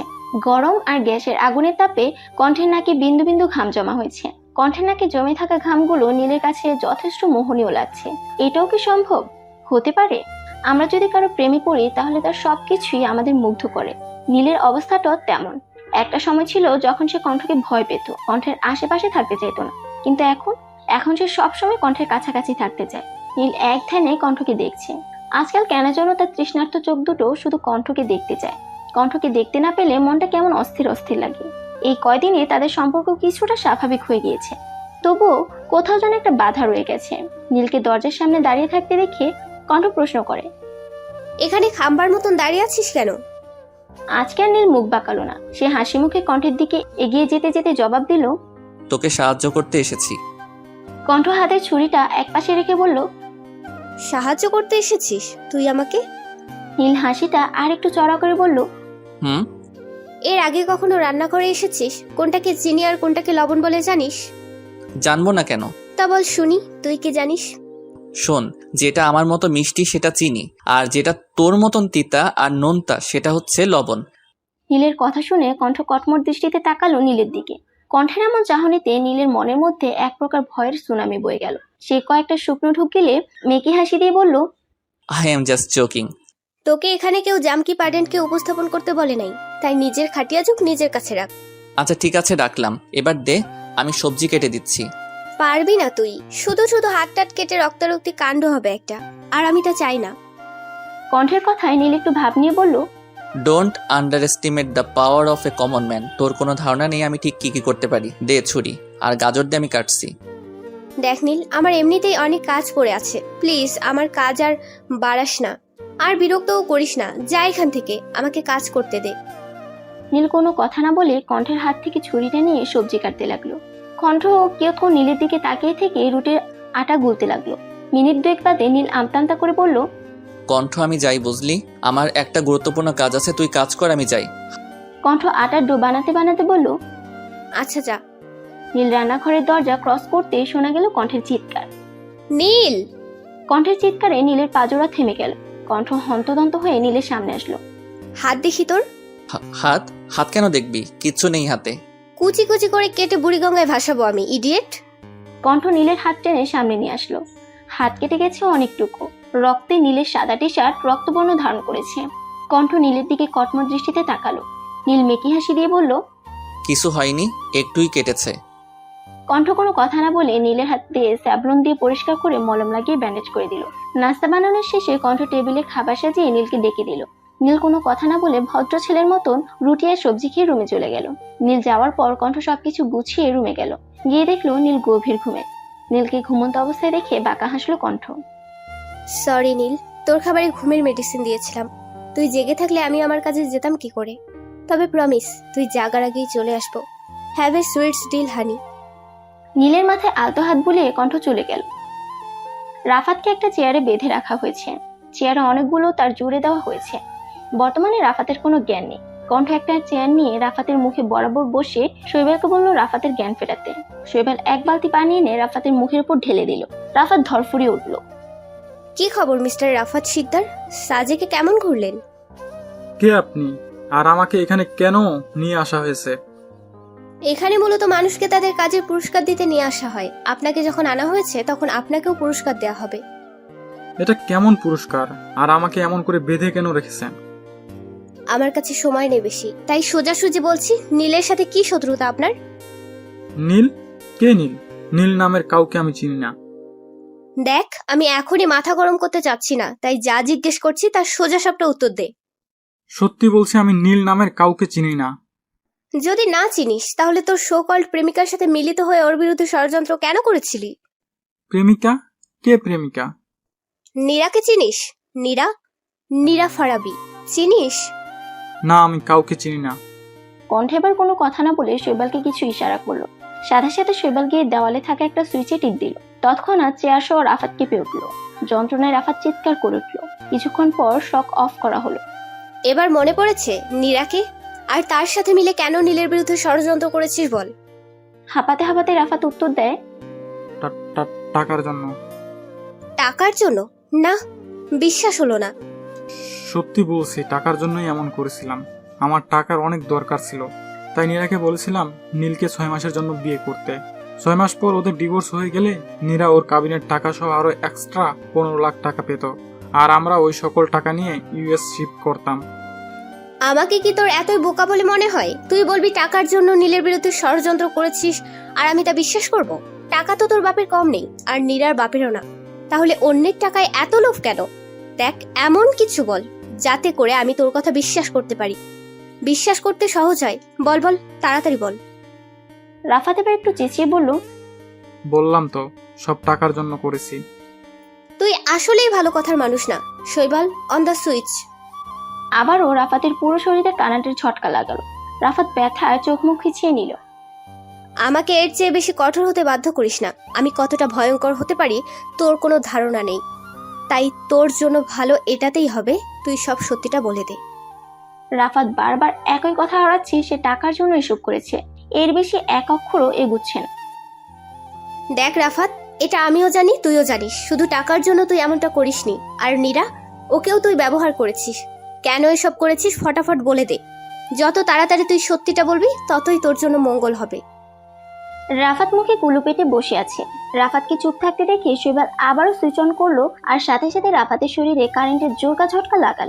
কণ্ঠ ব্রুকুচকে শৈবালের দিকে তাকিয়ে বলল, তোমাকে বলেছিলাম। সরি ম্যাম, আসলে হারামি মুখ খুলছিল না তাই। তাই বলে 24/7 আওয়ার একই থ্রাপে অ্যাপ্লাই করবা? Sorry ma'am. ইটস ওকে শৈবাল, আমি কিছু মনে করিনি, তবে পরের বার থেকে খেয়াল রাখবা। এবার রাফাতের দিকে তাকিয়ে বলল, তো মিস্টার রাফাত শিকদার, আপনি মুখ খুলবেন না তাই তো? রাফাত নিশ্চুপ। তবে আমি অন্য পন্থা অবলম্বন করছি। আচ্ছা রাফাত, তোর একটা বড় বিধবা বোন আছে তাই না, যার একটা ছোট্ট 7 বছর বয়সী ছেলে আছে, যে তোর বোনের বেঁচে থাকার একমাত্র সম্বল। তো আমরা যদি তোর বোনের সেই একমাত্র সম্বলকে গুম করে দেই বা মেরে ফেলি, তবে তোর কেমন লাগবে? রাফাতের চোখে এবার স্পষ্ট ভয় দেখতে পেল কণ্ঠ। রাফাতের ভীত চাহনি দেখে বাঁকা হাসলো কণ্ঠ। তার আর কষ্ট করা লাগবে না, এবার রাফাত নিজে গড় গড় করে সব বলে দেবে। একটা মানুষকে শারীরিকভাবে আঘাত করে যতটা দুর্বল করা যায়, মানসিকভাবে আঘাত করে এর চাইতে কয়েক গুণ বেশি দুর্বল করা যায়। কণ্ঠ একবার বাঁকা চোখে রাফাতের দিকে তাকিয়ে কাউকে একটা ফোন করলো। হ্যালো শাফিন, শোনো, একটা বাচ্চাকে। প্রতিশোধ নিতে সব করেছি, নীলের থেকে প্রতিশোধ। রাফাত এক প্রকার চেঁচিয়ে কথাটা বলল। কণ্ঠ আবারও বাঁকা হেসে কান থেকে ফোনটা নামালো। নীল তোর কোন পাকা ধানে মই দিয়েছিল যে তুই ওর থেকে প্রতিশোধ নিতে এসেছিস? ও একটা খুনি, খুন করেছে ও আমার বোনকে। কণ্ঠ প্রচন্ড অবাক হলো। কি বলছে এই ছেলে? মাথা ঠিক আছে এই ছেলের? নীল আর খুন? মাথা ঠিক আছে তোর? মাথা আমার ঠিকই আছে। তোমার নীল একটা খুনি, ওর জন্য, শুধুমাত্র ওর জন্য আজ আমার ছোট বোন এই দুনিয়াতে নেই। কি দোষ করেছিল আমার বোন? শুধু ওকে ভালোবেসেছিল, এটাই কি ওর দোষ ছিল? কেন? ভালোবাসা কি কোনো অপরাধ? কেন নীলকে ভালোবাসার জন্য আমার বোনকে মরতে হলো? কণ্ঠের মাথা গুলে যাচ্ছে। রাফাতের কোনো কথাই তার বোধগম্য হচ্ছে না। দেখ ভাই, সহজ ভাষায় সবটা বল যাতে আমি বুঝতে পারি। তখন আমার বোন সবে অনার্সে ভর্তি হয়েছিল। কলেজের নবীনবরণ অনুষ্ঠানে রাফিয়া নীলকে প্রথম দেখেছিল, আর প্রথম দেখাতেই ও নীলকে ভালোবেসে ফেলে। একদিন সাহস করে ও নীলকে নিজের মনের কথাটা বলেও ছিল, কিন্তু নীল কি করলো? ভরা ক্যাম্পাসে ওকে অপমান করলো। রাফিয়া সেই অপমান সহ্য করতে না পেরে বাসায় এসে আত্মহত্যা করে। আমার বোনটার কি দোষ ছিল বলতো? কোনো অপরাধ করেছিল কি? ভালোবাসা তো কোনো অপরাধ নয়। তাহলে আমার বোনের ফুলের মতন জীবনটা কেন অকালে ঝরে গেল? নীলকে একটা মেয়ে প্রপোজ করেছিল? কই, আমি তো জানি না। এটা কিভাবে সম্ভব? সম্ভব, কারণ তখন তুমি দেশে ছিলে না। তুমি তখন জার্মানিতে ছিলে, তোমার খালার কাছে। কণ্ঠের এবার মনে পড়লো তখন তারা অনার্স 3য় বর্ষে উঠলো সবে। তার খালা অনেক অসুস্থ ছিল বলে তারা জার্মান গিয়েছিল খালার কাছে। জার্মান যাওয়ার পর নীলের ফোনে প্রায় 5 দিনের মতো বন্ধ ছিল। কারণ জানতে চাইলে নীল বিভিন্নভাবে বিষয়টি এড়িয়ে যেত। নীলকে আমি ছোটবেলা থেকে চিনি। নীল কোনো মেয়েকে অপমান তো দূরে থাক, আজ পর্যন্ত কোনো মেয়ের চোখের দিকে তাকিয়েও কথা বলেনি। তুই কিভাবে বলছিস নীল তোর বোনকে ভরা ক্যাম্পাসে অপমান করেছে? তুই বলবি আর আমি বিশ্বাস করে নেব? বিশ্বাস করা বা না করা সম্পূর্ণ তোমার ব্যাপার, কিন্তু সত্যি এটাই। আমার বোনের ডায়েরিতে স্পষ্ট লেখা আছে ও নীলকে প্রপোজ করেছিল, আর নীল ওকে অপমান করে। কাউকে ভালোবাসার অপরাধে নিজের জীবনটা দিয়ে দিল আমার বোন। শেষ কথাটা তাচ্ছিল্য করেই বলল রাফাত। কণ্ঠ রাফাতের কথায় কোনো প্রত্যুত্তর না করে উঠে একপাশে গিয়ে কাউকে ফোন করলো। ইয়ৎক্ষণ পরে সে আবারও রাফাতের সামনে বসলো। মানলাম তোর বোন নীলকে ভালোবাসতো, নীলকে প্রপোজ করেছিল, আর নীলও ওকে অপমান করেছিল। আমাকে এখন একটা কথা বলতো, তোর বোন নীলকে কেমন ভালোবাসতো যে ভালোবাসার মানুষের দু একটা শক্ত কথা হজম করতে পারলো না? তোর বোন তো নিজেকেই ভালোবাসতে জানে না, সে কি করে অন্যকে ভালোবাসবে? নীল ওকে প্রত্যাখ্যান করেছে বলে কি tata bye bye on the sky হয়ে যেতে হবে? এতে কি তোর বোনের ভালোবাসা পূর্ণতা পেল? কি লাভ হলো মরে গিয়ে? আত্মহত্যা কখনোই কোনো সমস্যার সমাধান হতে পারে না। তোর বোন কি পারতো না মুভ অন করতে? আর তুই অপমানের কথা বলছিস? এমন হাজারটা অপমান সহ্য করে নীল, তাই বলে কি সে নিজের জীবন দিয়ে দেয়? আগে নিজেকে ভালোবাসতে জানতে হয়। যে নিজেকে ভালোবাসতে জানে না, সে অন্যের ভালোবাসার অধিকার রাখে না। কণ্ঠ একটু দম নিয়ে বলল, আমাকে একটা কথা বল, নীলার সাথে বিয়ে হলে, বিচ্ছেদ হলে তো নীলের বিশেষ কোনো ক্ষতি হতো না, আর তাদের এতটা বদনামও হতো না। কারণ আমাদের পুরুষতাত্ত্বিক সমাজে বিবাহ বিচ্ছেদ হলে দোষটা মেয়েদের ঘাড়ে এসেই পড়ে, ছেলেদের দোষ কেউ দেখে না। তাহলে কি আন্ডার প্ল্যান করেছিলিস তুই? কণ্ঠের কথায় রাফাত হাসলো। রাফাতকে হাসতে দেখে ভ্রু কুঁচকালো কণ্ঠ। ওরে দাঁত কেলানো বাঞ্ছারাম, দাঁত কেলানো বন্ধ করে বল। নীলার সাথে একবার নীলের বিয়ে হলে ওর পথে বসা ছাড়া কোনো উপায় ছিল না। কেন রে? নীরা কি নীলের বাড়ির সব চেয়ার আর সোফা নিলামে তুলতো? তোমরা হয়তো জানো না, নীলের বাবা গত বছর নতুন একটা দলিল করেছেন। সেখানে তিনি নিতুকে দিয়েছেন নিজের 50% প্রপার্টি, আর 50% দিয়েছেন নীলের বউয়ের নামে। মানে যে নীলের বউ হবে সে নীলের বাবার 50% প্রপার্টির মালিক হবে। এসবের কিছু নীল বা তার মা জানে না। নীলের বাবা খুব গোপনে কাজটা করেছেন। নীলের সাথে নীরার বিয়ে হলে নীরা সেই 50% প্রপার্টির মালিকিন হতো, আর নীরার থেকে প্রপার্টি নেওয়া কোনো ব্যাপার ছিল না আমার জন্য। কণ্ঠ অবাক হয়ে রাফাতের কথা শুনল। নীলের বাবা যদি গোপনে কাজটা করে, তুই জানলি কি করে? নীলের বাবা যখন উকিলের সাথে কথা বলছিল তখন আমি শুনে নিয়েছিলাম। আরই পাচ্ছিলিস তুই? ছি, এসব ভালো না, জানিস না? আর নীরা, ওকে কেন ব্যবহার করেছিস? ও আমার প্রেমে পাগল ছিল, আমার সব কথা বিনা প্রশ্নে শুনতে রাজি ছিল, আর আমার প্ল্যানে এমন একজনকেই আমি খুঁজছিলাম, আর পেয়েও গেলাম। ও তো শুধু আমার প্ল্যানের একটা গুটি ছিল মাত্র। কণ্ঠ কিছু বলতে যাবে তখন টুং করে কণ্ঠের ফোনে SMS আসে। SMSটা ওপেন করতেই কণ্ঠের ঠোঁটের কোণে হাসি ফুটে উঠল। কণ্ঠ ফোনটা রাফাতের সামনে ধরে বলল, তোর বোন নীলকে নয়, নিলয়কে ভালোবাসতো। ডায়েরিতে নীল লেখার কারণ হলো রাফিয়া ভালোবেসে নিলয়কে নীল বলে ডাকতো। ওদের 7 মাসের সম্পর্ক ছিল। নিলয় তোর বোনকে নীলকে প্রপোজ করার ডেয়ার দিয়েছিল। ডেয়ার অনুযায়ী রাফিয়া নীলকে প্রপোজ করে, আর নীল তা প্রত্যাখ্যান করে।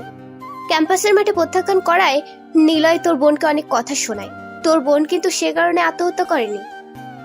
রাফাত ব্রুকোচকে তাকিয়েছে কণ্ঠের দিকে। তোর বোন গর্ভবতী ছিল, আর বাচ্চাটা নিলয়ের ছিল। নিলয় সুন্দর করে সেই বাচ্চাকে অস্বীকার করে, আর তোর বোনকে যা নয় তাই বলে অপমান করে। নিলয়ের ব্যবহারে রাফিয়া ভেঙে পড়ে। তোদের কাছে জবাব দেওয়ার ভয়ে সে আত্মহত্যা করে। রাফাত ফ্যালফ্যাল করে তাকিয়েছে কণ্ঠের দিকে। কণ্ঠের একটা কথাই তার কানে বাজছে, রাফিয়া গর্ভবতী ছিল। নিলয়ের বর্তমান অবস্থা জানিস কি?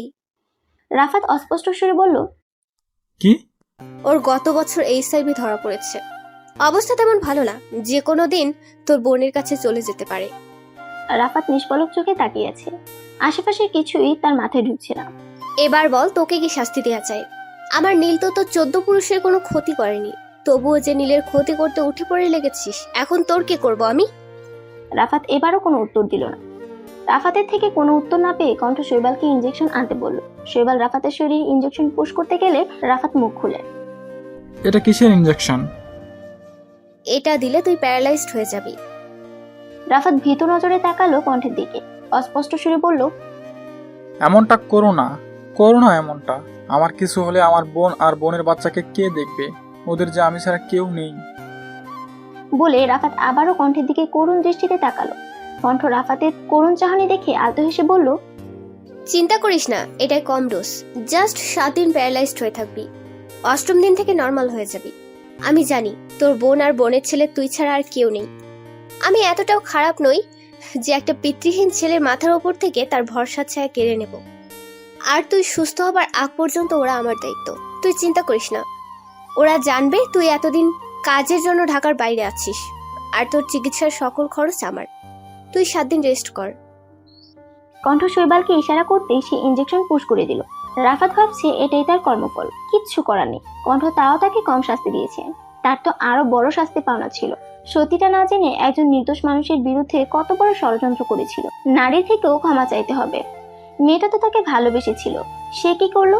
মেয়েটির ভালোবাসার সুযোগ নিয়ে তাকে নিজের ঘৃণ্য কাজে ব্যবহার করলো।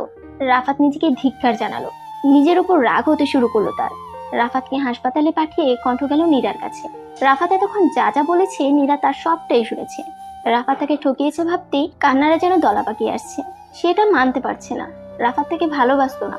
বুকে অসহ্য ব্যথা অনুভূত হচ্ছে। কণ্ঠ এসে নীরার সামনে বসলো। কি নীরা ম্যাডাম, কেমন আছেন? প্রেমিক তো গেল, এবার কি করবেন কিছু ভেবেছেন? বাড়িতেও তো মনে হয় না জায়গা হবে, যে কাণ্ড ঘটিয়েছেন। তো এখান থেকে কোথায় যাবেন বলুন? US যাবেন? শেষের কথাটা বলে বাঁকা হাসল কণ্ঠ। নীরা কণ্ঠের কথায় কোনো পাত্তা না দিয়ে বলল, তুমি কি নীলকে ভালোবাসো কণ্ঠ আপু? যদি ভালোই না বাসতাম তাহলে এত কিছু করলাম কেন? ঠেকা পড়ছিল ওই বলদের জন্য এত কিছু করতে। নীল কি তোমাকে ভালোবাসে? নীরার প্রশ্নের উত্তর নেই কণ্ঠের কাছে। একটা সম্পর্কের মূল ভিত্তি হলো বিশ্বাস। তুমি নীলের সাথে সম্পর্কটা তৈরি করেছো মিথ্যার উপর ভিত্তি করে। তোমার কি মনে হয় তোমাদের সম্পর্কটা টিকবে? আমার কিন্তু তা মনে হয় না। নীল তোমাকে বিশ্বাস করে ঠকেছে, এটা যদি নীল জানে তাহলে তোমার কি হবে? ও মেনে নেবে তোমাকে, নাকি ছুঁড়ে ফেলে দিবে? কথায় আছে না, ঢেকি স্বর্গে গেলেও ধান ভানে। তোমার হয়েছে এই অবস্থা, নিজের কথা চিন্তা করো আগে। আর একটা কথা, আমি কোনো ফেলনা নই যে যখন খুশি তখন আমায় ছুঁড়ে ফেলে দিবে। আমি নিজের হক আদায় করতে খুব ভালোভাবেই জানি। আমার চিন্তা না করে তুমি বরং তোমার নিজের চিন্তা করো। আমি তো শুধু তোমাকে তোমাদের ভবিষ্যৎ নিয়ে একটু বললাম, বাকিটা তুমি ভালো বুঝো। কণ্ঠ নীরাকে আর কিছু না বলে শৈবালকে উদ্দেশ্য করে বলল, শৈবাল, নীরার পাসপোর্ট আর ভিসার ব্যবস্থা করো, আর যত তাড়াতাড়ি পারো এই ঝামেলাকে বিদায় করো। 10 বছরের আগে যেন বাংলাদেশে পা রাখতে না পারে। আপন মনে ড্রাইভ করছে কণ্ঠ। আজ থেকে সকল ঝামেলার অবসান হলো। এখন নীলের জীবনে আর কোনো বিপদ নেই, কিন্তু কতক্ষণেই তা কণ্ঠের জানা নেই। কারণ বিপদ না বাড়িয়ে আনলে ওই ছেলের আবার রাতে ভালো ঘুম হয় না ভেবে কণ্ঠ মুচকি হাসলো। গাড়ির রেডিওতে একটা শো চলছে। শোটা কণ্ঠের ভালোই লাগে। এতে আজকের বিষয় বিশ্বাস। সম্পর্কে ভালোবাসা থাকাটা যত জরুরি, বিশ্বাস থাকা ততটাই জরুরি। বিশ্বাস যে কোনো সম্পর্কের ভিত্তি। বিশ্বাস না থাকলে সম্পর্ক টিকে থাকে না। যে সম্পর্ক মিথ্যা দিয়ে শুরু হয় সে সম্পর্কের কোনো ভবিষ্যৎ থাকে না। প্রত্যেক সম্পর্কে সত্য থাকতে হয়। শোতে আরো অনেক কথা বলা হলো। কণ্ঠ শোয়ের প্রত্যেকটি কথা খুব মন দিয়ে শুনলো আর নীরার বলা কথাগুলোও ভাবলো। আচ্ছা, নীল যদি জানতে পারে বিয়ের দিন নীরাকে আমি কিডন্যাপ করেছিলাম, তাহলেও কি করবে? আমাকে ভুল বুঝবে? ভুল বুঝে দূরে সরিয়ে রাখবে? কণ্ঠের ভেতর কেমন জানি অস্থিরতা কাজ করছে। সে কোনো রকম বাড়ি ফিরল। রুমে গিয়ে দেখলো নীল এখনো ঘুমোচ্ছে। কণ্ঠ একবার নীলের দিকে তাকিয়ে ফ্রেশ হয়ে এসে নীলের পাশে শুয়ে পড়ল। নীল আর তার সম্পর্কের ভবিষ্যৎ কি তা চিন্তা করতে করতে সে ঘুমিয়ে গেল। কণ্ঠের ঘুম ভাঙলো আজানের শব্দে। ঘুম ভেঙে পাশে নীলকে দেখতে পেল না সে। কণ্ঠ তেমন একটা মাথা না ঘামিয়ে অজু করে এসে নামাজ পড়ে নিল। বাহিরে মৃদু অন্ধকার বিরাজমান। নীল বারান্দায় দাঁড়িয়ে বাইরের দিকে তাকিয়ে গান গাইছে। কণ্ঠ রুমে দাঁড়িয়ে নীলের গান শুনছে। কণ্ঠ বরাবরের মতো এবারও নীলের গানে মুগ্ধ হতো। আগে প্রতিদিন ক্যাম্পাসে নীল গান গাইতো আর কণ্ঠ গিটার বাজাতো। গান শেষ করে নীল অন্ধকারে ছেয়ে থাকা আকাশের দিকে তাকালো। কত বিশাল এই আকাশ! বিশাল আকাশ দেখতে নীলেরও ভীষণ আনন্দ লাগে। নীলের গান শেষ হলে কণ্ঠ গুটি গুটি পায়ে নীলের দিকে এগিয়ে গেল। মৃদু স্বরে তাকে ডাকলো, নীল। আকাশের দিকে মুখ করে নীল উত্তর দিল। বল। কণ্ঠ ভাবলো নীলের হয়তো মন খারাপ। নীলিমা বাসায় না থাকলে নীলের মন খারাপ থাকে তা কণ্ঠ জানে। নীল, আমি তোকে কিছু বলতে চাই। এবার নীল কণ্ঠের দিকে তাকিয়ে গদগদ হয়ে বলল, তুই কি আমাকে প্রপোজ করবি কণ্ঠ? Wow, that's great. তুই জানিস আমার অনেক দিনের শখ ছিল আমার বউ আমাকে প্রপোজ করবে।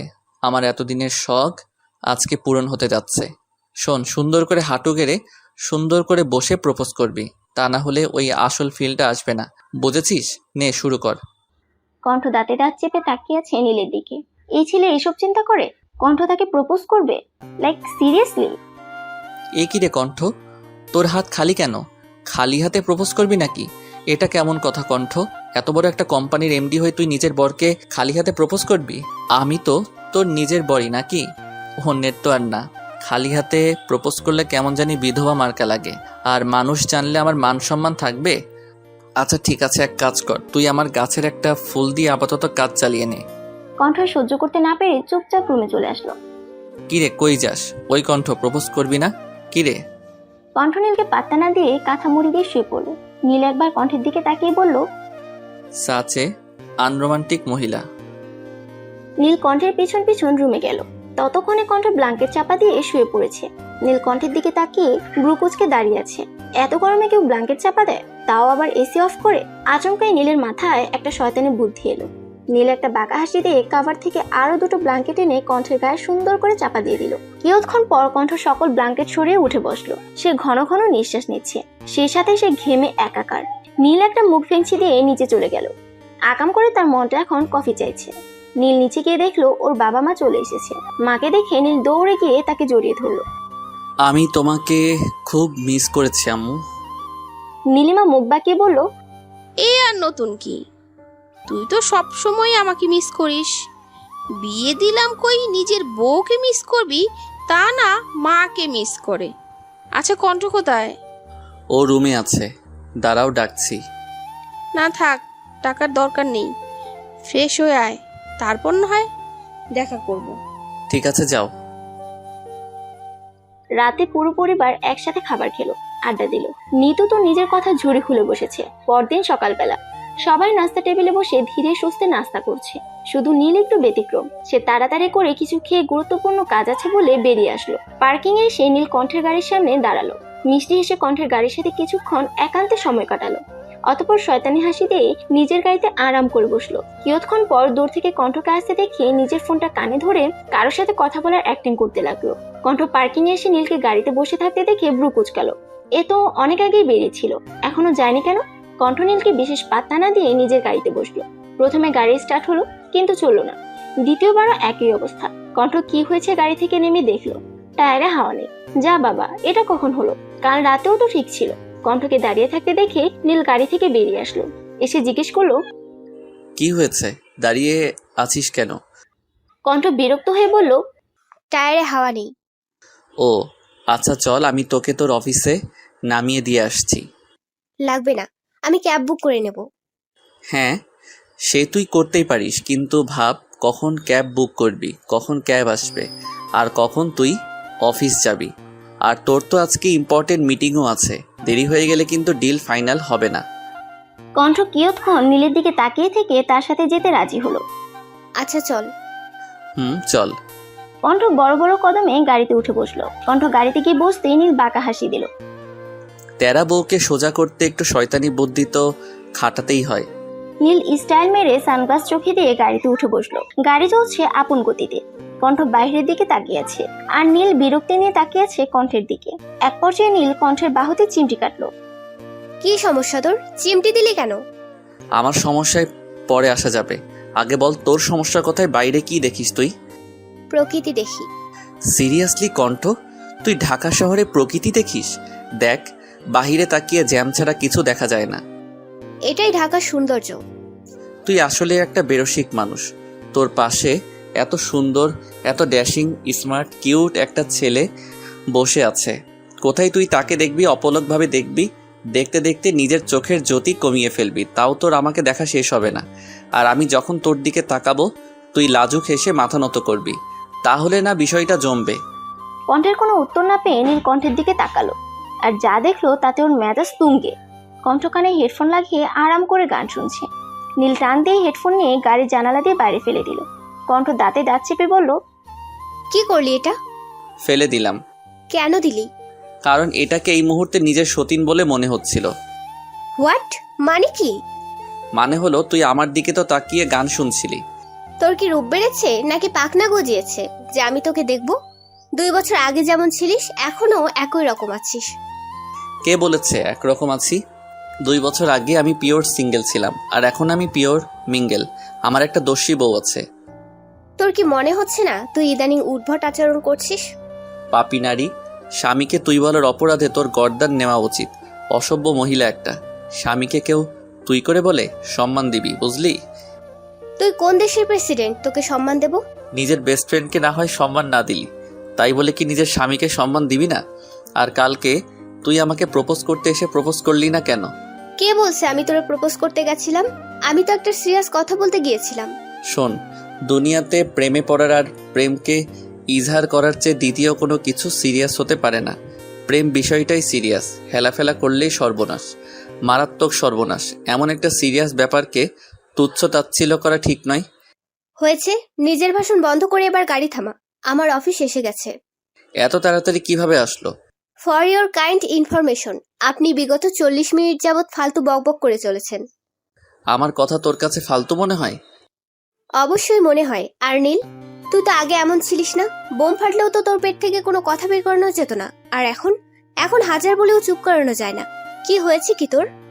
প্রেমে ধরেছে রে পাগলি, প্রেমে ধরেছে। তুই নেহি সমঝেগা। কণ্ঠ কোনো কথা না বলে চুপচাপ বেরিয়ে আসলো।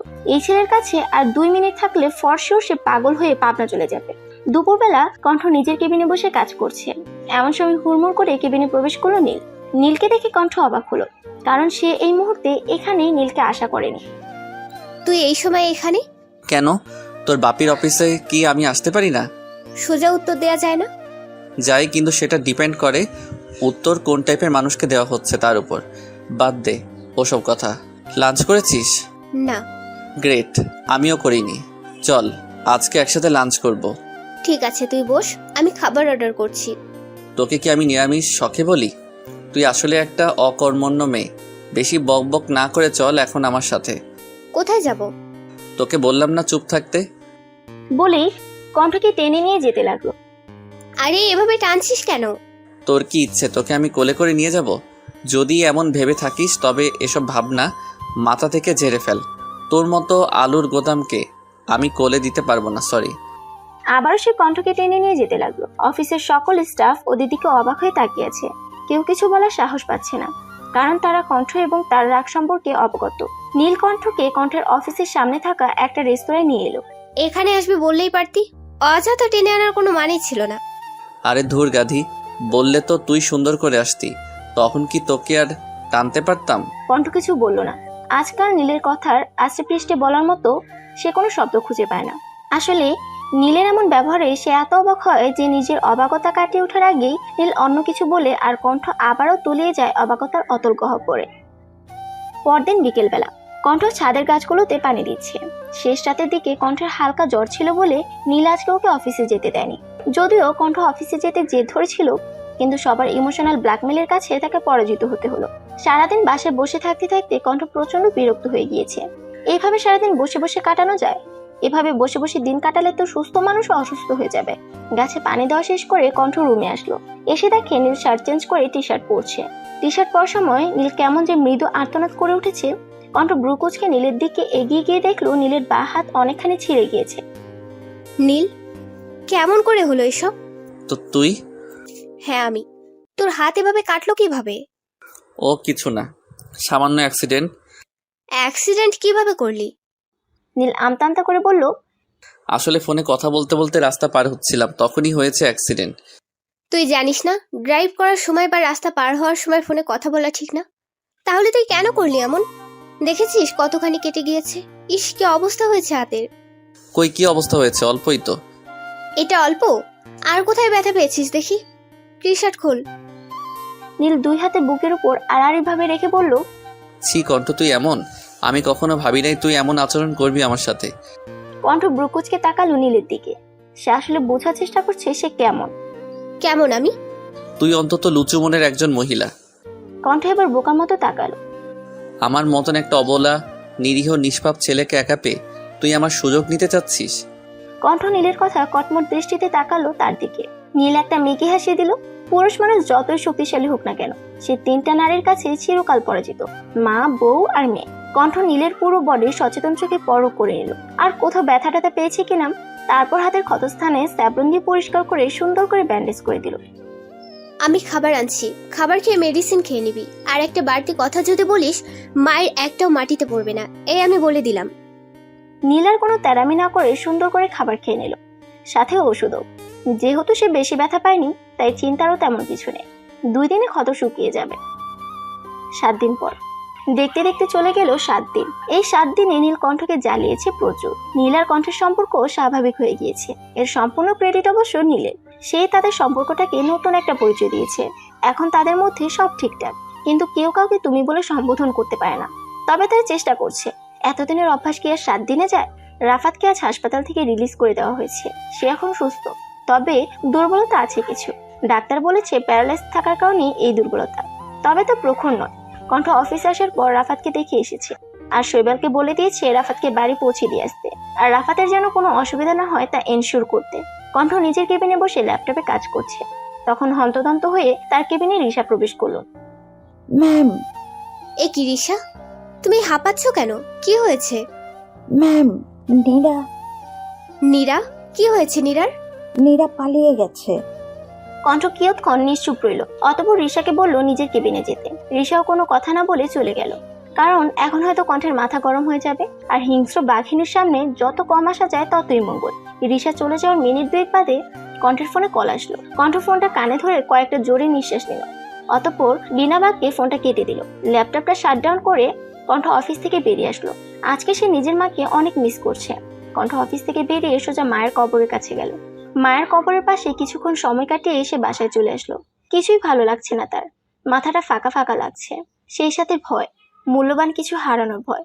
সন্ধ্যা তখন হয়নি। কণ্ঠ উদাস মনে বারান্দায় দাঁড়িয়েছে। যদিও তার মতন শক্ত মেয়ের উদাসীনতা মানায় না, তবুও আছে উদাস। তার দৃষ্টি বিশাল আকাশে।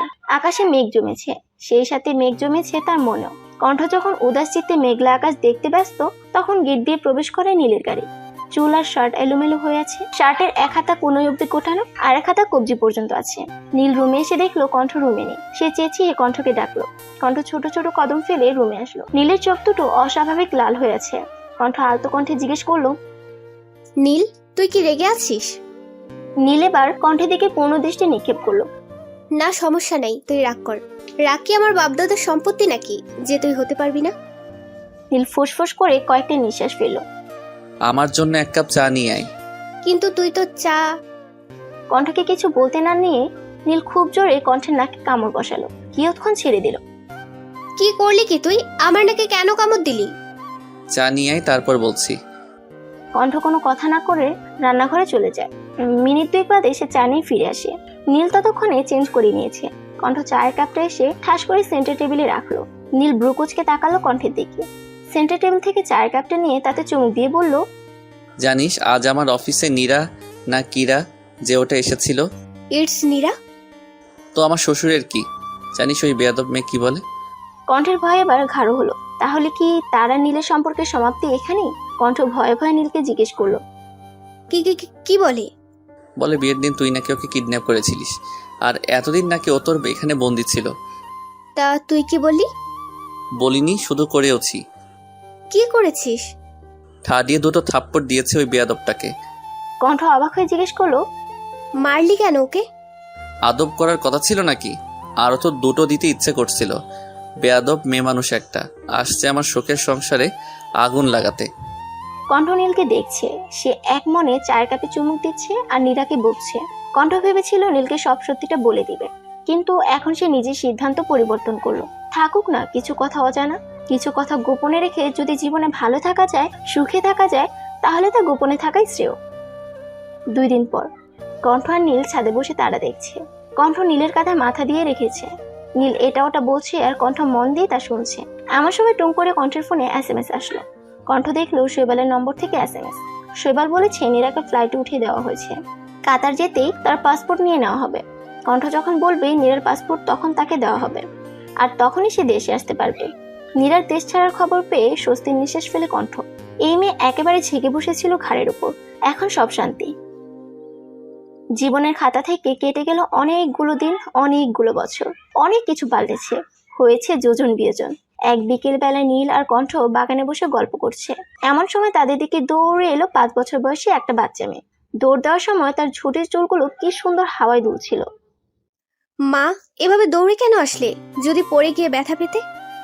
আমি অনেক স্ট্রং গার্ল, আর স্ট্রং গার্লরা কখনো ব্যথা পায় না। আচ্ছা, তা দৌড়াচ্ছিলে কেন? বাচ্চাটির চোখের সামনে ছোট ছোট চুলগুলো পেছনে সরিয়ে দিয়ে বলল, আমি আয়নের মাথা ফাটিয়ে দিয়ে এসেছি। মেয়ের কথায় নীল কি বলে দাঁড়িয়ে পড়ল। তুমি আবারও এমন করেছো? বাবা তোমাকে মানা করেছি না এমন করতে? আমার কি দোষ? ও আমার চুলে টান দেয় কেন? চুলে টান দেয় বলে তুমি ওর মাথা ফাটিয়ে দিবা? ওর এত বড় সাহস, ও ফুলের চুল ধরে টানে। ওর তো ভাগ্য ভালো যে ওর মাথাটা কেটে ফেলিনি। বলি হনহন করে বাচ্চাটির বাড়ির ভিতরে চলে গেল। অপরদিকে নীল মেয়ের যাওয়ার দিকে অসহায়ের মতন তাকিয়ে আছে। সামান্য চুল ধরে টান দেওয়ার অপরাধে এমন নিরীহ নিষ্পাপ ছেলের মাথা ফাটিয়ে দিয়ে আসলে তার আর আদরে বাদরে পরিণত হয় একমাত্র মেয়ে। এই মেয়ে একদম মায়ের স্বভাব পেয়েছে, কথায় কথায় রেগে যায় আর শুধু মারামারি করে। নীল একবার কণ্ঠের দিকে তাকালো। সে আয়েশ করে চায়ের কাপে চুমুক দিচ্ছে। মা আর মেয়ে মিলে তার জীবনটা তেজপাতা সমতুল্য করে দিল একেবারে। এর মাঝে কণ্ঠ বলল, আমার দিকে তাকিয়ে না থেকে মেয়ের অভিমান ভাঙাও গিয়ে, নইলে আজ আর তোমার রক্ষে নেই। আমি তো তোমাকে ছাড় দেই, কিন্তু মেয়ে আমার ছাড় দেওয়ার পাত্রী নয়। কণ্ঠের কথা একটা দীর্ঘশ্বাস ফেলে নীল চলো মেয়ের অভিমান ভাঙাতে। মেয়েটা তার অনেক অভিমানী, একটু কিছু হলেই বাবার উপর তার রাজ্যের অভিমান। নীল নিজের পরিবার নিয়ে সুখে আছে, সুখে আছে রাফাত আর নীরাও। সকলে সুখে থাকুক এই কামনা করে আমাদের নীলকণ্ঠের পরিসমাপ্তি।